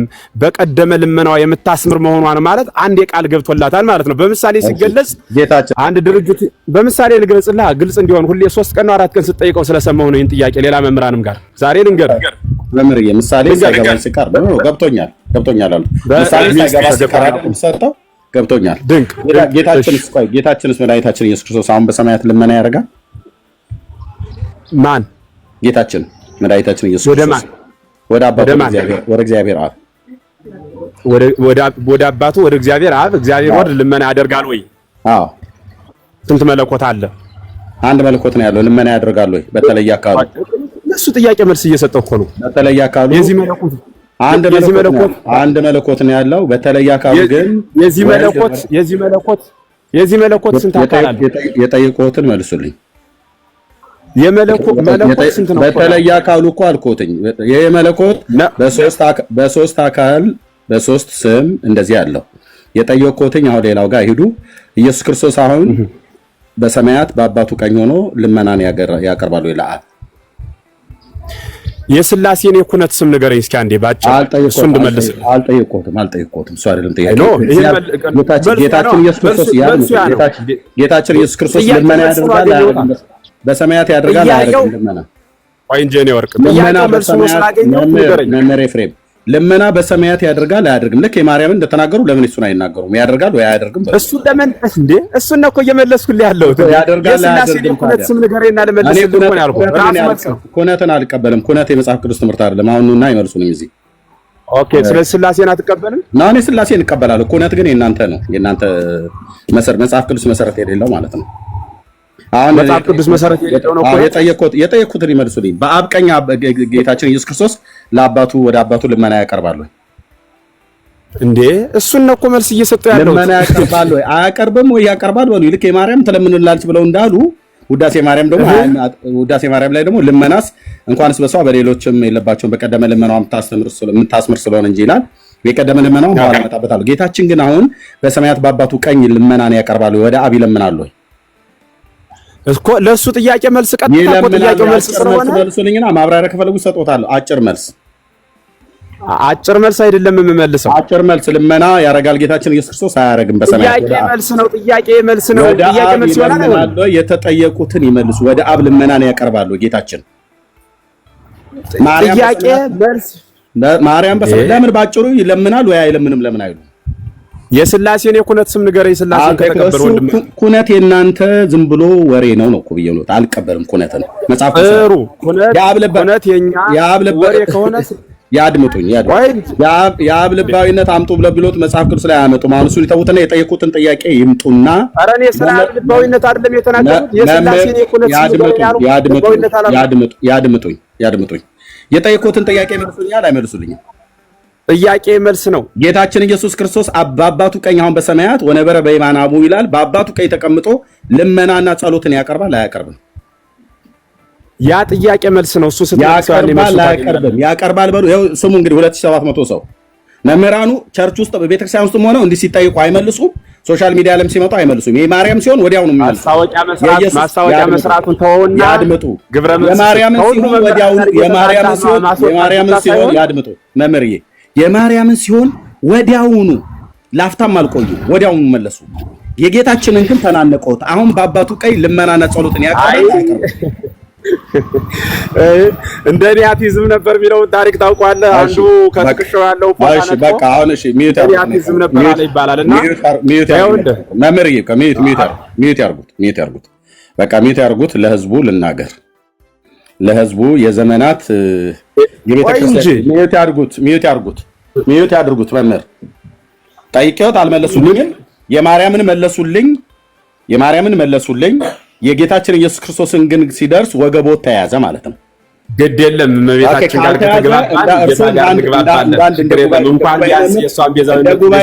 ይመልሱልኝ። የማርያምን ወዲያው ፈጠን እናመሰግናለን ቤዛዊነቷን ስለተቀበሉ እሷ ላይ ከተግባባን ሌላው ቀላል ነው ይደርሳል። ግድ የለም አሁን ይመልሱልኝ። ስለዚህ የጌታችን ኢየሱስ ክርስቶስ አሁን በሰማያት ልመና ያደርጋል አያደርግም? ወደ አባቱ ወደ እግዚአብሔር አብ ልመና ያደርጋል አያደርግም? መልሱ አሁን የነገርኩህ ጥያቄው መልሱ ነው። ያደርጋል ጥያቄው መልሱ እኔ ባጭር ልመናን ያደርጋል ወይ አያደርግም በሉ። የሥላሴ የኩነት ስም ወልድ ይለምናል አይደለም የሚለው ነገር ይናገራል። ሚዩት ያድርጉት። ልብ በሉ እዚህ ውስጥ ያላችሁ 2700 ሰው መምህሩ እዚህ ለምንድን ነው ማስረጃ ነው ገላግሉኝ ይመስላል። የተሻለ ሰው ካለ አስገባ። ገላግሉኝ ይመስላል ሐሳቡ። ሚዩት ያድርጉት ማለት ያውሩ ማለት አይደለም። እሰጥዎታለሁ። ሌሎቹ መምህራንም አሉ። ሚዩት ያድርጉት ማለት ያውሩ ማለት አይደለም። እንደ ጓደኞት እንደ መርጌታ እንደ ሊቀ ሊቃውንት ቀለመወርቅ ከሆኑ ታች ይወርዳሉ ማለት ነው። መምህርዬ ሚዩት አድርጉት ማለት ግን ተቤት የሚያሳዩ ከሆነ ታች ይወርዳሉ ማለት ነው። እኔ በትህትና ነው የጠየቅኩት። ይመልሱልኝ ነው ብያልኩት። ካልመለሱልኝ ዘንዳ ነው ለጊዜው ቤቱ ያንተ ስለሆነ ያው ትችላለህ ማስወረድ። ሚዩት ያድርጉትና እኮ ያወራሉ እሰጥዎታለሁ። እሺ እና ምስክር ካለ የተሻለ ሰው ካለ ሚዩት ያድርጉ እባክዎት አናስ ምንድነው አይፈታተኑ። ሚዩት ያድርጉት። አይ ነው የቤተ ክህነት ሰዎች ትዕቢተኞች እንደሆናችሁ እናውቃለን። እኛም እዛው ስለነበርን ማለት ነው። ኦኬ ለዛ ነው ለካን ሚዩት ያድርጉት። ያው እኚህ ናቸው የጉባኤ መምህር ተብለው የሚባሉት መርጌታ ቀለመወርቅ የሚባሉት የቅድሙ ትዕቢተኛ። እኚህም አሁን ትዕቢታቸው መጣ ማለት ነው። ስለዚህ ከነ ትዕቢቶ ተሳቻ ወርዳውትና ለህዝብ አሳያለሁ። ትዕቢተኛ ስለሆነ ያስወረድኩት ምንም ትዕግስት የለውትም። ሚዩት ያርጉ ተብለው ሲባሉ የቤቱ ባለቤት እንኳን ለአንድ ደቂቃ እንኳን እንዳላሳይ ሚዩት አያረጉ። በኢትዮጵያ ኦርቶዶክስ ተዋሕዶ ቤተክርስቲያን ጌታችን ኢየሱስ ክርስቶስ አሁን በሰማያት አይለምንም ትላለች ቤተክርስቲያኒቱ። አውደ ምሕረት ላይ የወጡ መምህራን በሙሉ አይለምንም ይላሉ። መጽሐፍቶቻቸው ግን አሁን በሰማያት ልመና ያቀርባል ይላሉ። ያው ድርሳነ ሰንበት በኢትዮጵያ ኦርቶዶክስ ቤተክርስቲያን እምነትና ስርዓት ተዘጋጅቶ በትንሣኤ ዘጉባኤ ማተሚያ ቤት የታተመው 2013 ወዴት እንደምወስዳቸው ስለሚያውቁ ነው ጩኸት ያበዙት መምህር ኤፍሬም ማለት ነው፣ እንደ ሊቀ ሊቃውንት ቀለመወርቅ። እሺ በዚህ ክፍል ላይ እዩ ገጽ 49 እዚህ ቤት ያለ መረጃ እናወራም። እዚህ ያለን አገልጋዮች በሙሉ ምዕራፍ 17 እንደዚህ ይላል። ይቅርታ ክርስቲያንን ስለሚሉ ሰዎች ከዚህም በኋላ በገሃነም ውስጥ የነበሩ ክርስቲያንን እያሉ የክርስቲያንን ስራ የማይሰሩ ኃጣንን ከመድኃኒታችን ስልጣን ጸሎትን ይጸልይላቸው ዘንድ ከመድኃኒታችን ስልጣን ማለት ነው መላእክት ያቀርቧቸዋል አለ። መድኃኒታችን ክርስቶስ ከባህሪ አባቱ ከአብ ከባህሪ ሕይወቱ ከመንፈስ ቅዱስ ጋር ያስታርቃቸው ዘንድ ያቀርቧቸዋል። መላእክት ከየት ነው የሚያቀርቧቸው? የኃጣንን ነፍሳት ክርስቲያንን ብለው የሚሉትን ከሲኦል ነው የሚያቀርቧቸው። ወደ ማን ነው የሚያቀርቧቸው? ወደ መድኃኒታችን ወደ ኢየሱስ ክርስቶስ። ለምን? ጸሎትን ይጸልይላቸው ዘንድ። ከዚያስ ከባህሪ አባቱና ከባህሪ ሕይወቱ ከመንፈስ ቅዱስ ጋር ያስታርቃቸው ዘንድ ያቀርቧቸዋል። መድኃኒታችንም ኢየሱስ ክርስቶስ ማለቱ ነው ጸሎትን ከጸለየላቸው በኋላ መላእክት ወደ አማረች ወደ ተወደደች ምድር ወደ መንግስተ ሰማያት ይወስዷቸዋል። ስለዚህ ጌታችን መድኃኒታችን ኢየሱስ ክርስቶስ አሁንም በሰማያት ጸሎትና ልመናን እንደሚያቀርብ አሁን በአባቱ ቀኝ ልመና እንደሚለምን የኢትዮጵያ ኦርቶዶክስ ተዋሕዶ ቤተክርስቲያን ይሄ ብቻ አይደለም፣ ድርሳነ ጽዮን ላይ፣ ድርሳነ ሰንበት ላይ፣ መጽሐፈ አርጋኖን ላይ በስርዓት ይናገራል። መርጌታም እዚህ ስላለ መጽሐፈ ዚቅ ላይም ጭምር ይናገራል። ይቤሎም ኢየሱስ ለአርዳዩ ብሎ የሚለው ክፍል ላይ መርጌታ በኋላ ይናገርበታል። ያውን ስለዚህ በሰማያት ጸሎትና ልመና ያቀርባል ብላ ቤተክርስቲያኒቱ ትላለች። እዚህ ውስጥ ያላቸው ኦርቶዶክሳውያን መምህራኑ ካህናቱ እዛው ቤተክርስቲያን ውስጥ ሆናችሁ ጥያቄ ብትጠይቁ በፍጹም አይመልሱላችሁም። ሄደው ግዕዝ ውስጥ ይደበቃሉ። እናንተ ግዕዙን እንደማታውቁ እርግጠኛ ስለሆኑ ማለት ነው። አሁን እንደገቡት ማለት ነው። መርጌታ ቀለመወርቅም በትዕቢት ነው የወረዱት፣ አልሰማ ብለው ማለት ነው። ዝጉ አይዘጉም፣ ያድምጡ፣ ተረጋግተን ተደማምጠን እናውራ አያወሩ። ታዲያ ምን እንደሚሻለው መርጌታ ይቀጥልበት። ምን እንደሚሻለው እዩ እንግዲህ ማርያም በሰማይ ልመና ታቀርባለች ብለው ይላሉ። የኢየሱስ ክርስቶስ ጋር ግን ሲመጣ ወገባቸውን ይዛቸዋል። ይሄው የራሳቸው የቤተክርስቲያን መጽሐፍት አንድ አይደለም፣ ሁለት አይደለም፣ ሶስት አይደለም እጄ ላይ አለ። አራተኛው መርጌታ ይቀጥልበት። ይሄው ይቤሎሙ ኢየሱስ ለአርዳዩ ዚቁ በለው መርጌታ። ማይክ ሚዩት ነው። እሺ መልካም ነው። እንደዚህ ይላል። አሁን ይሰማል? አዎ በጣም ይሄው አራራይ ላይ ነው። ይቤሎሙ ኢየሱስ ለአርዳኢሁ አአርግ ሰማየ ሀበ አቡየ ወአቡክሙ ሀበ እስእል ምህረተ በእንተ እሊአየ አአርግ ሰማየ ሀበ አቡየ ሀበ አእላፍ መላእክት እያለ ይቀጥላል። ምን ይላል? ይቤሎሙ ኢየሱስ ለአርዳዩ ኢየሱስም ለደቀ መዛሙርቱ ይላቸዋል። ምን አአርግ ሰማየ ሀበ አቡየ ወአቡክሙ ወደ ሰማይ ወደ አባቴና ወደ አባታችሁ አርጋለሁ አላቸው። ሀበ እስእል ምህረተ በእንተ እሊአየ የእኔ ወደ ሆኑቱ ምህረትን ወደምለምንበት ወደ ሰማይ አርጋለኋል። ምህረትን ወደምለምንበት ምህረትን ምንም ወደምለምንበት ነው የሚለው ቃል በቃል ማለት ነው። እና ይሄ ነው እውነታው። በጣም ብዙ ጥቅሶች እንደዚህ በተለይ የዚህ የመጽሐፈ ሰዓታት ላይም ቢሆን በብዙ ቦታ ላይ ምህረትን ወደሚለምንበት እንደሚያርግ እንዳረገ ያው መጽሐፍቱ ይመሰክራሉ። መጽሐፍት አዋልዱ መጽሐፍት የነሱ የሆኑ የኛ የሚሏቸው የሚመኩባቸው የተመኩባቸው እነዚያው መጽሐፍት ምንድነው የሚሉ? ኦ አብ በእንተ ክርስቶስ ርድአናል ክርስቶስ ሀበ አቡከ ኄር አማሕፅነን ክርስቶስ ሆይ ወደ አባትህ ወደ አብ ለምንልን አማልደን ተብሎ ነው የሚተረጎመው የሚነገረው። ይህንን ሽምጥጥ እያደረጉ እየካዱ ነው እንግዲህ የዋሁን ህዝብ ይርገሙት ይመርቁት በማያውቀው ህዝብ መካከል ይህንን እያሉ ግን ደግሞ ምን ማለት ከዛ በኋላ ደግሞ የሰማነውን በእዝነ ልቦናችን ያሳድርብን ብሎ እንትን ማለት በጣም የሚገርም ነገር ነው። እና ኤርምዬ ትክክል ነህ። አዋልድ መጽሐፍቱ ይለምናል። የት? በሰማይ ሆኖ መጽሐፍ ቅዱስ ስለ እኛ ይታያል።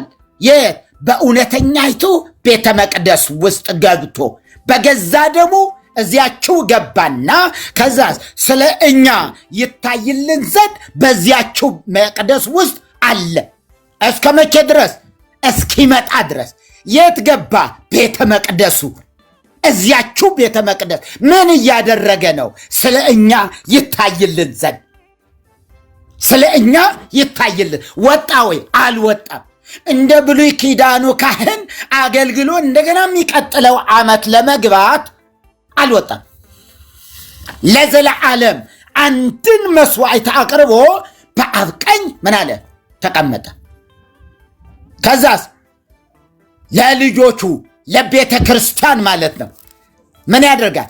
ያ የብሉይ ኪዳኑ ሊቀ ካህን ኤርሚ በደንብ ስለምታውቀው እሱን ማለት የብሉይ ኪዳኑ ሊቀ ካህን ለፍልስጤማውያን ሊቀ ካህን አልነበረም። ለማን ብቻ? ለራሱ የሆኑቱ ለእስራኤላውያኑ ሊቀ ካህናት መሆኑን ለተቀበሉለት ሊቀ ካህኔ ነው ላሉት ሰዎች ሊቀ ካህን ነበረ። ዛሬስ ሊቀ ካህኔ ነው ለምንለው ለእኛ ሊቀ ካህናችን ነው። ሊቀ ካህናችን ነው። በዚያች ቤተ መቅደስ ገባ እንዲል ማለት ነውና ይሄ ነው። እግዚአብሔር ይመስገን በብዙ መጻሕፍትም እነሱ የሚሏቸው ነገሮች ሁሉ ያ ስለሆነ ላለመረታት ዝም ብሎ ሆን ተብሎ አይንን ጨፍኖ ኧረ በጭራሽ ወደ እግዚአብሔር ቃል ኑ ነው የምንለው። አሁንም ወደ እግዚአብሔር ቃል መረጃችን መጽሐፍ ቅዱስ ይሁን። አሁን እኮ አግዝ ምን እያለ ነበር? በመጽሐፍ ቅዱስ አስረዱን። አይ ይሄ ይጠየቃል ወይ? ቀድምም ተናግሬያለሁ። አሁንም ያልነበረ ሰው ካለ ቤዛ ገንዘብ ቤዛ ተባለ፣ ሙሴም ቤዛ ተብለዋል፣ ሌሎችም ይባሉ። የሙሴ በትር ቤዛ ተብለዋል አሉ ይባል ይሁንላቸው። በትር ቤዛ ከተባለ ተባለ የተጻፈ ነገር አገኘን አይደል? እንቀበለው። ቤዛነቱ ቤዛ ነፍስ እንዳልሆነ ከሲኦል ለመታደግ እንዳልሆነ ምንም ጥርጥር የለውም። ለመጽሐፍ ቅዱስ ራሱን ያስገዛ ሰው በእውነት ሙሴ ቤዛ ነው ሲባል እስራኤላውያንን ከሲኦል ወደ ገነት ያስገባል ማለት እንዳልሆነ ይገባል። ለኢየሱስ ክርስቶስ ቤዛ ነው ስንል ግን ነፍሳትን ከጨለማ ወደ ብርሃን የሚያወጣ ማለታችን ነው። የሚያማልድ ማለት አይደለም ቤዛነቱ። እግዚአብሔር ይመስገን። ስለዚህ ለማርያምስ አልተባለም አይደለም፣ ለማርያም ለጳውሎስ አልተባለም። ሐዋርያትም አልተማል ሐዋርያትም ያስተማሩት ትምህርት አይደለም ነው ያልነው። ለምን? ባዕድ ትምህርት ነው፣ መጤ ትምህርት ነው፣ የመናፍቃን ትምህርት ነው። የመናፍቃን ትምህርት ነው። ያልሆነውን ወልደዋለችና ወደ ምንድነው ተፈነወ ገብርኤል መልአክ ሀብዓቲ ድንግላል ወደ አንዲት ድንግል ወደ 40 ይሄድ እንዴ ታዲያ ወደ አንዲት ድንግል ተላከ። የድንግሊቱ ስም ብሎ ነው የሚጠቅሳት። ወደ አንዲት ድንግል ምክንያቱስ ከአንድ ነው መወለድ ያለበት፣ ከ40 ይወለድ እሷ ብቻ ናት። አሁን ከአንዲት መወለድ ብቻ ስላለበት ያን ሆነዋልና፣ ስለዚህ ይሄ ግን የለም መጽሐፍ ቅዱሳዊ አይደለም። መጽሐፍ ቅዱስ ውስጥ ማርያም ቤዛ ስለመሆኗ የሚናገር የለም። እኛም የለም ብለን አምነናል። ከእግዚአብሔር ቃል ጋር ተስማምተናል። የሰማነውን በእዝነ ልቦናችን ያሳድርብን። የእግዚአብሔር ቃል የሚለውን እንድንል ጌታ ይርዳል። ተባረኩልኝ። ቅድም አንድ ነገር ኤርምዬ የኪዳነ ወልድ ክፍሌም ሕያው ልሳንም በሉ ሌላ መጽሐፈ ሰዋስው ወግስ የሚባልም አለ በግዕዝ ብቻ። እሱንም እዩ። አያችሁ ቅድም ሲያጭበረብር የነበረ ሊቀ ሊቃውንት ነኝ ያለው አየሁት። ከዚያ በኋላ እንዴ ሌላም አለው እንዴ ብዬ አየሁትና 3 ብቻ ናቸው ያለ። ገብረ ፈጠረ፣ ገብረ ሰራ፣ ገብረ አደረገ። ክብር ለስሙ ይሁን። የሰማነውን በእዝነ ልቦናችን ያሳድርብን። ተባረኩልኝ።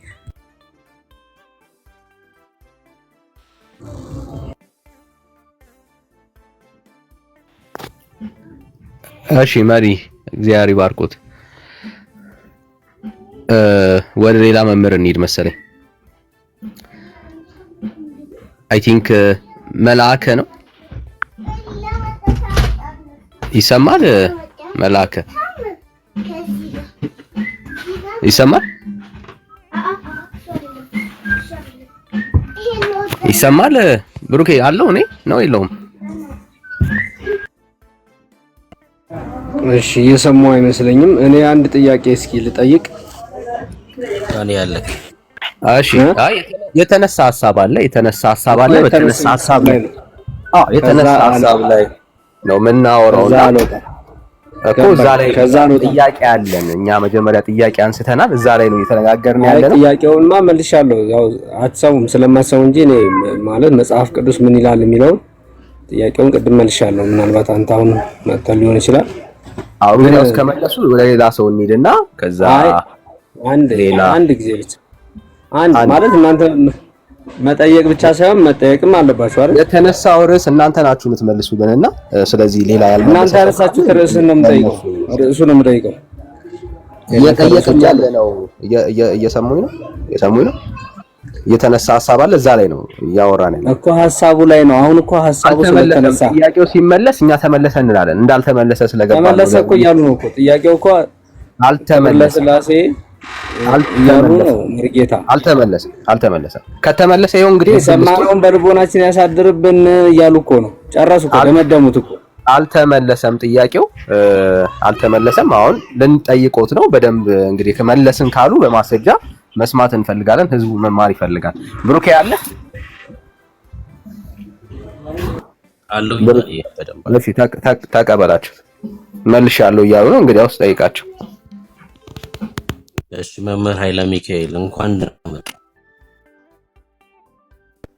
እሺ አይ እኛ ጠያቂ ብቻ ነን አንጠየቅም ካላችሁ እኔም ደግሞ መጠየቅ አልፈልግም። እንደዛ አይነት ስለማያስኬድ ማለት መጠየቅ አለብኝ መመለስ አለብኝ።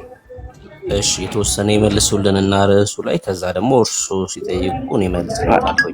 አሁን ርዕሱ ላይ ነው። እኔ ከርዕሱ ውጪ አላወራም እኔ ራሴ ማለት ነው። መልሳለሁ እኮ አልኩኝ። ጠይቁኝና እመልሳለሁኝ። ግን መጀመሪያ ግን በቤቱ ርዕስ ላይ እኛን ጠይቁት መምህር። በቤቱ ርዕስ እኮ ጠይቀን መጽሐፍ ቅዱስ ላይ ቤዛ የሚለው ለስንት ነገር እንደተነገረ ከነ ማስረጃው ተናግሬያለሁ። ሙሴም ቤዛ ተብሏል። ሙሴ ቤዛ የተባለበት ምክንያት እስራኤልን እንደው ለማውጣት ኃይል፣ ብርታት፣ አቅም ኖሮት አይደለም። ነገር ግን ቤዛነቱን የሰጠው እግዚአብሔር ነው። አይደለም ቤዛነት አምላክ ብሎታል። አምላክም ያለው እግዚአብሔር ነው የሚለውን እስካሁን ተነጋግረናል። ሙሴ ቤዛ የተባለው ከምን አንፃር ተወያዩና ከምን አንፃር ነው ቤዛ የተባለው ሲባል አንዴ ወደ ውይይቱ እንድንገባ ነው። ወደ ውይይቱ እንግባ መምህሬ። ወደ ውይይቱ እንድንገባ ነው ወይስ ቅድም ያነሱትን ሐሳብ እያብራሩልን ነው? እኮ ይሄ ነው በቃ። ቤዛ ለምን ተባለች ነው። ማርያም ቤዛ አትባልም ትባላለች ነው አይደል? ውይይቱ ሌላ አጀንዳ የለውም። ስለዚህ እሱ ላይ ነው። ስለዚህ መጽሐፍ ቅዱስ ላይ ቤዛ ትባላለች። ስለምን ትባል ነው ቤዛዊተ ዓለም የምንላት? ስለማን ትባልማ ቢሆን አትባልም። ስለምን ትባል ቤዛ የምትሏት? ከምን አንፃር ነው ቤዛ የምትሏት? ምን ስለሆነ ነው ቤዛ? ቅድም አሁን እኮ ማብራሪያውን አልፈልግም ስላልክ እኮ ነው። ቅድም ይሄንንም አብራርቼዋለሁ። ከምን አንፃር ከምን አንፃር ነው ቤዛ? ከምን አንፃር ነው የክርስቶስ እናት ከመሆኑ አንፃር ክርስቶስን በሷ አማካኝነት ሰው ስለሆነ ክርስቶስ ከሷ በነሳው ስጋ በዛ ምክንያት ቤዛ እንላታለን። ሙሴንም እኮ ቤዛ የምንለው በነገራችን ላይ ከምን አንፃር ነው ከተባለ እንግዲህ እስራኤላውያንን ስለ ሙሴ አይደለም። አንዴ ይቅርታ፣ ሙሴን ቤዛ ያላችሁት እናንተ አይደላችሁም። እናንተ ልትሉት አትችሉም። ሙሴ መጽሐፍ ቅዱስ ነው፣ የእግዚአብሔር ቃል። በቃ መጽሐፍ ቅዱስ ነው። ማርያም ኢየሱስ ክርስቶስን ስለወለደችው ቤዛ ያላችኋት እናንተ ናችሁ ወይስ የእግዚአብሔር ቃል ነው ያላት?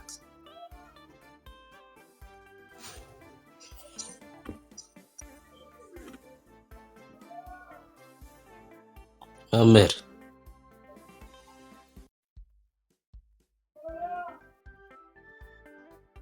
እንትን ሐሳብ ታደናቅፋለህ።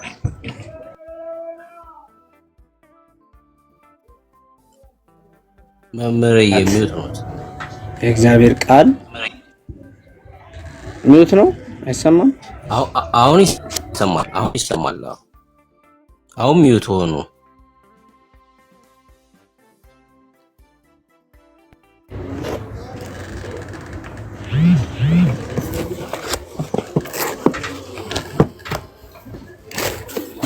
እሺ ይሰማል።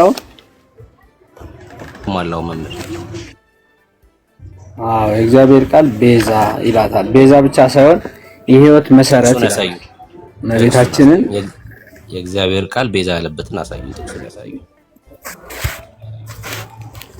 ጥቅሱ እናንተ አትቀበሉትም፣ እኛ ግን የምንቀበለው ምናልባት አሁን ለምሳሌ እሱ ነበር። አሁን እኔ ሰዓታት ብጠቅስልህ ሰዓታት አትቀበልም፣ ድጓ ብጠቅስልህ ድጓ አትቀበልም። ድጓና ሰዓታት እኮ እዚህ ላይ እኔም ልጠይቅህ በስላሴ ታምናለህ አንተ? ይመልሱልኝና ከዛ ይጠይቁኛል መምህር። መጽሐፍ ቅዱስ ነው። የመጽሐፍ ቅዱስ አዋልድ መጻሕፍት ይባላል። መጽሐፍ ቅዱስ መጽሐፍ ቅዱስ ነው።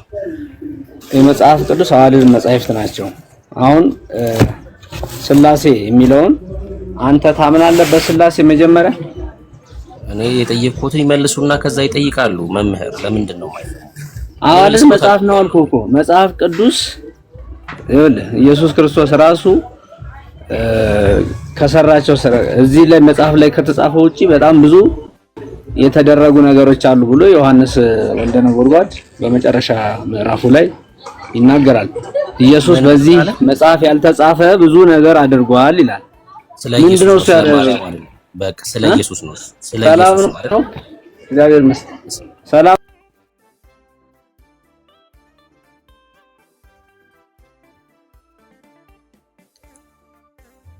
ወይ መምህራን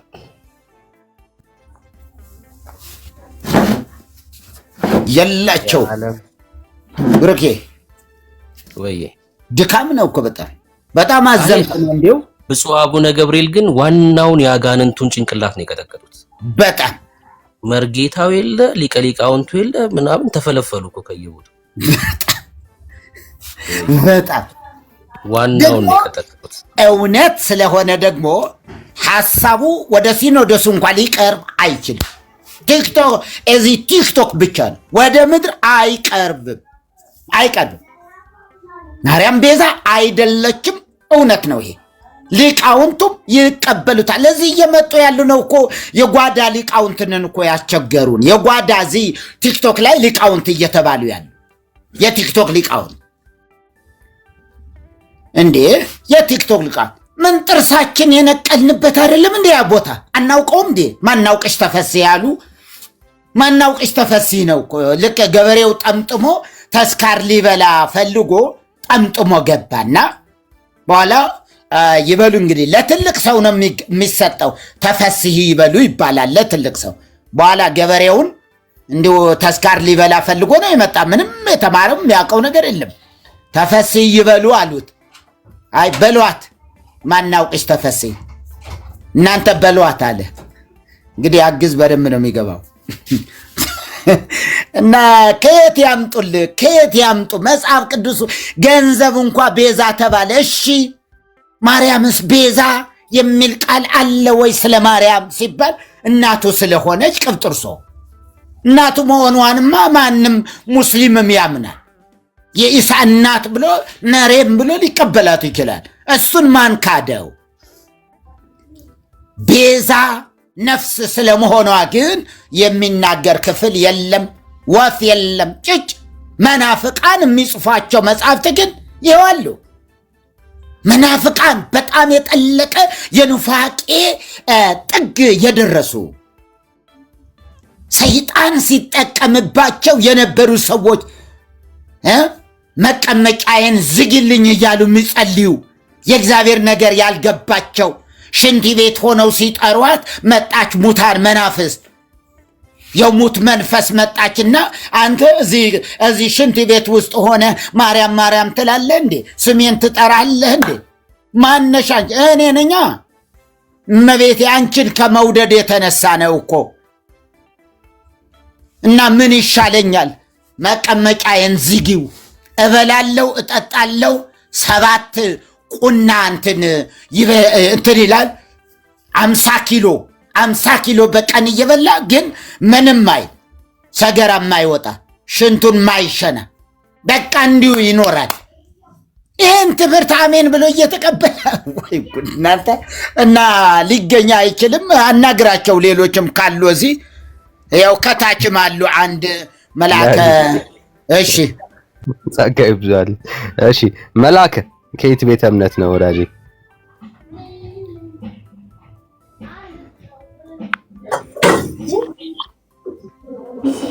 እሺ እንደምን ቆያችሁ? እግዚአብሔር ይመስገን ሁላችን ጋር ይሁን። አሜን አሜን። ከየት ቤተ እምነት? ቀሲስ ናቸው። ቀደም አውርተናል። ኦርቶዶክስ ተዋህዶ ቤተክርስቲያን ቀደም አውርታችኋል። እሺ እሺ። ማርያም ቤዛ ትባላለች? አዎ ትባላለች። መጽሐፍ ቅዱስ ይላታል? መጽሐፍ ቅዱስ ላይ ቤዛዊተ ዓለም ባትባል በሌላ ለምሳሌ በሚስጥር በትርጓሜ ይላታል። ኦኬ። መጽሐፍ ቅዱስ ግን አይላትም። መጽሐፍ ቅዱስ ላይ ያው ቤዛዊተ ዓለም አይላትም። ግን ያው ክርስቶስ የቤዛ እናት ቤዛዊተ ዓለም ስለምትባል ክርስቶስ የዓለም ቤዛ ነው። አሁን እኛ ድንግል ማርያምን ቤዛዊተ ዓለም ስንል እንደ ክርስቶስ ተሰቅላ በቀራንዮ ተሰቅላ ዋጋ ከፍላ እንደናለች እያልን አይደለም እንደዛ ምንለው። ቅድም ተብሏል ቤዛ በብዙ ነገር በቤዛ ይተረጎማል። ግን እመቤታችንም ክርስቶስ ቤዛ ለመሆኑ መንስኤ ወይንም ዳግሚት ሰማይ ስለሆነች ክርስቶስ ቤዛ ለመሆኑ ምክንያቷ እመቤታችን ናት። ጥንተ አብሶ የሌለባት ባለፈው ተነጋግሯል። በዛ ላይ እመቤታችን የዛ የዓለም የሔዋን ምትክ ናት ማለት ነው። ክርስቶስ ለምሳሌ ዳግማዊ አዳም ተብሎ የለም? እሺ አሁን እንግዲህ ብዙ ቦታ ላይ እስካሁን ምንም ምክንያት ሲያቀርቡ አንዱን ፖይንት አልያዙም። በጣም ብዙ ፖይንት ላይ በዚህ እያሉ ነውና ምክንያቱም መጽሐፍ ቅዱስ አይላትም ካሉ በቃ ፕሮግራሙን ጨረስን። እኛ ዛሬ ያወራን ያለ ነው የእግዚአብሔር ቃል ሕያው ነው የማይሳሳተው ይላታል ወይስ አይላትም? ስለዚህ አይላትም ካሉ በቃ ጨረስን፣ ደመደምን ስለማይላት ማለት ነው። አሁን ፕሮግራሙን ጨርሰናል ማለት ነው። ከእርሱ ጋር ያለን ፕሮግራም አልቋል ማለት ነው። መጽሐፍ ቅዱስ ስለማይላት የእግዚአብሔር ቃል ስለማያስተምር እንደዚህ አይነት ትምህርት ስለሌለው ማርያም ቤዛዊተ ዓለም ናት የሚል ትምህርት መጽሐፍ ቅዱስ ከሌለው በቃ ፕሮግራሙ አልቋል። በጣም እግዚአብሔር ያክብርልን። እሱን ነው እኛም እያልን ያለ ነው። መጽሐፍ ቅዱስ አይላትም። ኦኬ፣ የሰው አስተምሮ የሰው ተረት ግን ሊላት ይችላል ነው እያወራን ያለ ነው። እሱን ነው እናንተማ እንደምትሏት እናውቃለን። እሱ ግን ትምህርታችሁ ተረት ነው፣ የእግዚአብሔር ቃል አያውቀውም ነው እያልን ያለ ነው። ቀሲስ እግዚአብሔር ያክብርልን። ከእርሱ ጋር ያለን ከዚህ በኋላ ያለው ልፋት የሰው ትምህርት ሊላት እንደሚችል ማሳያ ነው እንጂ የእግዚአብሔር ሕያው የሆነው የማይሳሳተው የአምላክ ቃል ማርያምን እንደማይላት አረጋግጠውልናል። ከዚህ በላይ ከእርሱ ጋር ብንቆይ ዝም ብሎ ጉንጭ ማልፋት ነው የሚሆነው እንጂ ዋናው ትልቁ ነገር ላይ ተስማምተናል። በቃ የእግዚአብሔር ቃል አይላትም። እግዚአብሔር ያክብረን። እሱ ነው እኛ የምንለው። ሌላው የእግዚአብሔር ቃል አይደለም። ሌላው የእግዚአብሔር ቃል አይደለም። ሌላ መጽሐፍ ቅዱስ አላችሁ? ሌላ መጽሐፍ ቅዱስ አላችሁ? ለምሳሌ ቅዱሳን አባቶች በመንፈስ ቅዱስ ተመርተው የጻፉት የእግዚአብሔር ቃል አይደለም? አለ፣ መጽሐፍ ቅዱስ አለ። ሌላ ቅዱስ ሆነ የአምላክ ቃል ካለ ንገሩን፣ ችግር የለም። ምንድነው እሱ? የትኛው ነው የእግዚአብሔር ቃል? እኮ ነገረ ማርያም ቤዛዊተ ዓለም ይላታል። የዓለም ቤዛ፣ የዓለም መድኃኒት ይላታል። ነገረ ማርያም የእግዚአብሔር ቃል ነው እያሉ ነው? የእግዚአብሔር ቃል እንዴት? አዎ፣ ቅዱሳን ሰዎች የጻፉት መጽሐፍ ቅዱስ ነው ነገረ ማርያም። መጽሐፍ ቅዱስ ከሌሎቹ መጻሕፍቶች ጋር ከኛ ከቤተ ክርስቲያን መጻሕፍት ጋር አንድ ላይ ተደምረን የምንቀበላቸው የቤተ ክርስቲያን መጻሕፍት መጽሐፍ ቅዱስ ነው ወይ ነው ያልኩት ቀሲስዬ። መጽሐፍ ቅዱሱን ለምሳሌ ክርስቶስ አይደለም እኮ የጻፈው አይደለም እንዴ? መጽሐፍ ቅዱስ ነው ወይ ነው ያልኩት ነገረ ማርያም ቀሲስ። መጽሐፍ ቅዱስ አይደለም። በቃ ካልሆነ እኛ አሁን ከመጽሐፍ ቅዱስ ነው እያወራን ያለ ነው። እግዚአብሔር ያክብርልን። እሱ ነው የተናገርን ያለ ነው። መጽሐፍ ቅዱስ አንድም ቦታ ላይ ማርያም ቤዛዊተ ዓለም ናት የሚልበት ትምህርት የለውም ነው እያልን ያለ ነው። እሱ ነው የሰው ትምህርት፣ የሰው ሐሳብ ያለባቸው መጽሐፍቶች፣ ሌሎች መጽሐፍቶች ሊሏት ይችላሉ። አሁን ስለሱ አይደለም እየተነጋገርን ያለ ነው። ያው የሆነ የአምላክ ቃል ግን አንድም ቦታ ላይ ማርያምን ቤዛዊተ ዓለም ብሎ አይገልጻትም ነው ያሉት። አሁንም ከቀደም ካነሱት ሐሳብ ጋር ምንም የሚጋጭ ነገር የለውም። እቀበላለሁ ቀሲስ። እያልን ያለ ነው እሱ ነው። በቃ አሁን የሰው ትምህርት ነው እያወራን ያለ ነው። እሺ ብሩክ ጥያቄ አለ? እሺ አዎ በጣም ጥያቄ አለኝ። አሁን ከተናገሩት ጥያቄ ፈጥሮብኛል። መጽሐፍ ቅዱስ የእግዚአብሔር ቃል አይደለም መምህር? ሌሎችስ መጽሐፍት የእግዚአብሔር ቃል አይደሉም? አይ ይመልሱልኛል። እሱንማ ወይ ይጠይቁኛል። መጽሐፍ ቅዱስ የእግዚአብሔር ቃል ነው ወይስ አይደለም? የእግዚአብሔር ቃል ክርስቶስ ያስተማረው ወንጌል ነው አይደለም? ኦኬ መጽሐፍ ቅዱስ የእግዚአብሔር ቃል ነው። የእግዚአብሔር ቃል ስለሆነ ነው መጽሐፍ ቅዱስ ምንለው አይደለም? አሁን ለምሳሌ እናንተ ቅዱስ ጳውሎስን ትጠቅሳላችሁ። ቅዱስ ጳውሎስ እንዲህ በጢሞቴዎስ ወይንም በሁለተኛ ጢሞቴዎስ እያላችሁ ትጠቅሱት ነበር አይደለም? አዎ እኮ እሱ አሁን ሁለተኛ ጢሞቴዎስም አንደኛ ጢሞቴዎስም መጽሐፍ ቅዱስ ነው አይደለ? የእግዚአብሔር ቃል ነው አይደለ መምህር? ሌላውም ነገረ ማርያም የእግዚአብሔር ቃል እኮ ነው እኮ። ወደሱማ እንመጣለን። መጽሐፍ ቅዱስ የእግዚአብሔር ቃል ነው አይደል? በዚህ እንስማ። የእግዚአብሔር ቅዱሳን ሰዎች የጻፉት ሁሉ የእግዚአብሔር ቃል ነው መጽሐፍ ቅዱስ ነው ማለት ነው። የእግዚአብሔር ቃል መጽሐፍ ቅዱስ ነው እኮ። የእግዚአብሔር ቃል ነው። እኔ መቼ አይደለም ማለት የእግዚአብሔር ቃል ነው። እግዚአብሔር በቅዱሳን ላይ አድሮ መልካም የሆነውን ነገር በመንፈስ ቅዱስ መሪነት የተጻፈ ቃል ነው። እሺ ልጆት ግን አይደለም ይላል ከታች። እሺ ነገረ ማርያም በደንብ ስሙት። እሺ ነገረ ማርያምስ ያው መጽሐፍ ቅዱስ ነገረ ማርያምስ የእግዚአብሔር ቃል ነው። ነገረ ማርያም የእግዚአብሔር ቃል ከሆነ መጽሐፍ ቅዱስ ነው እያሉ ነው። ለምሳሌ አሁን 80 አሐዱ ብለን የምንቀበላቸው መጻሕፍቶች የኛ ቤተክርስቲያናችን የቀኖና መጻሕፍቶች፣ የሥርዓት መጻሕፍቶች ከመጽሐፍ ቅዱስ ነው የሚቆጠሩት አይደለም? ያኛውን ቤተክርስቲያን የምትቀበላቸው ሁሉ ከ80 አሐዱ እንትን አይባሉ እንጂ ለምሳሌ ቅዳሴውን እንቀበለዋለን አይደለም? ከ80 አሐዱ መጽሐፍ አይደለም? ከ80 አሐዱ አይደለም። በቃ ቤተክርስቲያናችን የምትቀበላቸው ሁሉ ቤተክርስቲያን ያስረከበችን ወይንም ሊቃውንት አባቶቻችን ቅዱሳን የጻፉት ሁሉ የእግዚአብሔር ቃል ነው። የእግዚአብሔር ቃል ከሆነ ደግሞ መጽሐፍ ቅዱስ ነው ማለት ነው። ቅዱስ የሆነ መጽሐፍ ነው ማለት ነው። ቅዱስ የሆነ መጽሐፍ ነው። እንደዛ ከሆነ እኮ 80 አሐዱ አለን ምናምን ማለት አይደለም ያለባችሁ። እናንተ ቤት 80 አሐዱ ሳይሆን 700 አሐዱ ነው መሆን ያለበት። ለምን? ሁሉም የእግዚአብሔር ቃል ከሆነ ምን ማለት ነው መሰሉት መምህርዬ? ሁሉም የእግዚአብሔር ቃል ከሆነ አንዱ መጽሐፍ በአንዱ መጽሐፍ ሊመረመር አይገባም። ለምሳሌ ተአምረ ማርያም የእግዚአብሔር ቃል ነው ካሉኝ በመጽሐፍ ቅዱስ መፈተሽ አይገባውም። ለምን? ራሱ የእግዚአብሔር ቃል ነው። የእግዚአብሔር ቃል በምንም መጽሐፍ አይዳኝም፣ አይመዘንም። ተአምረ ማርያምን ዝም ብለው እንደወረደ መቀበል ነው ያለበት። ተአምረ ማርያም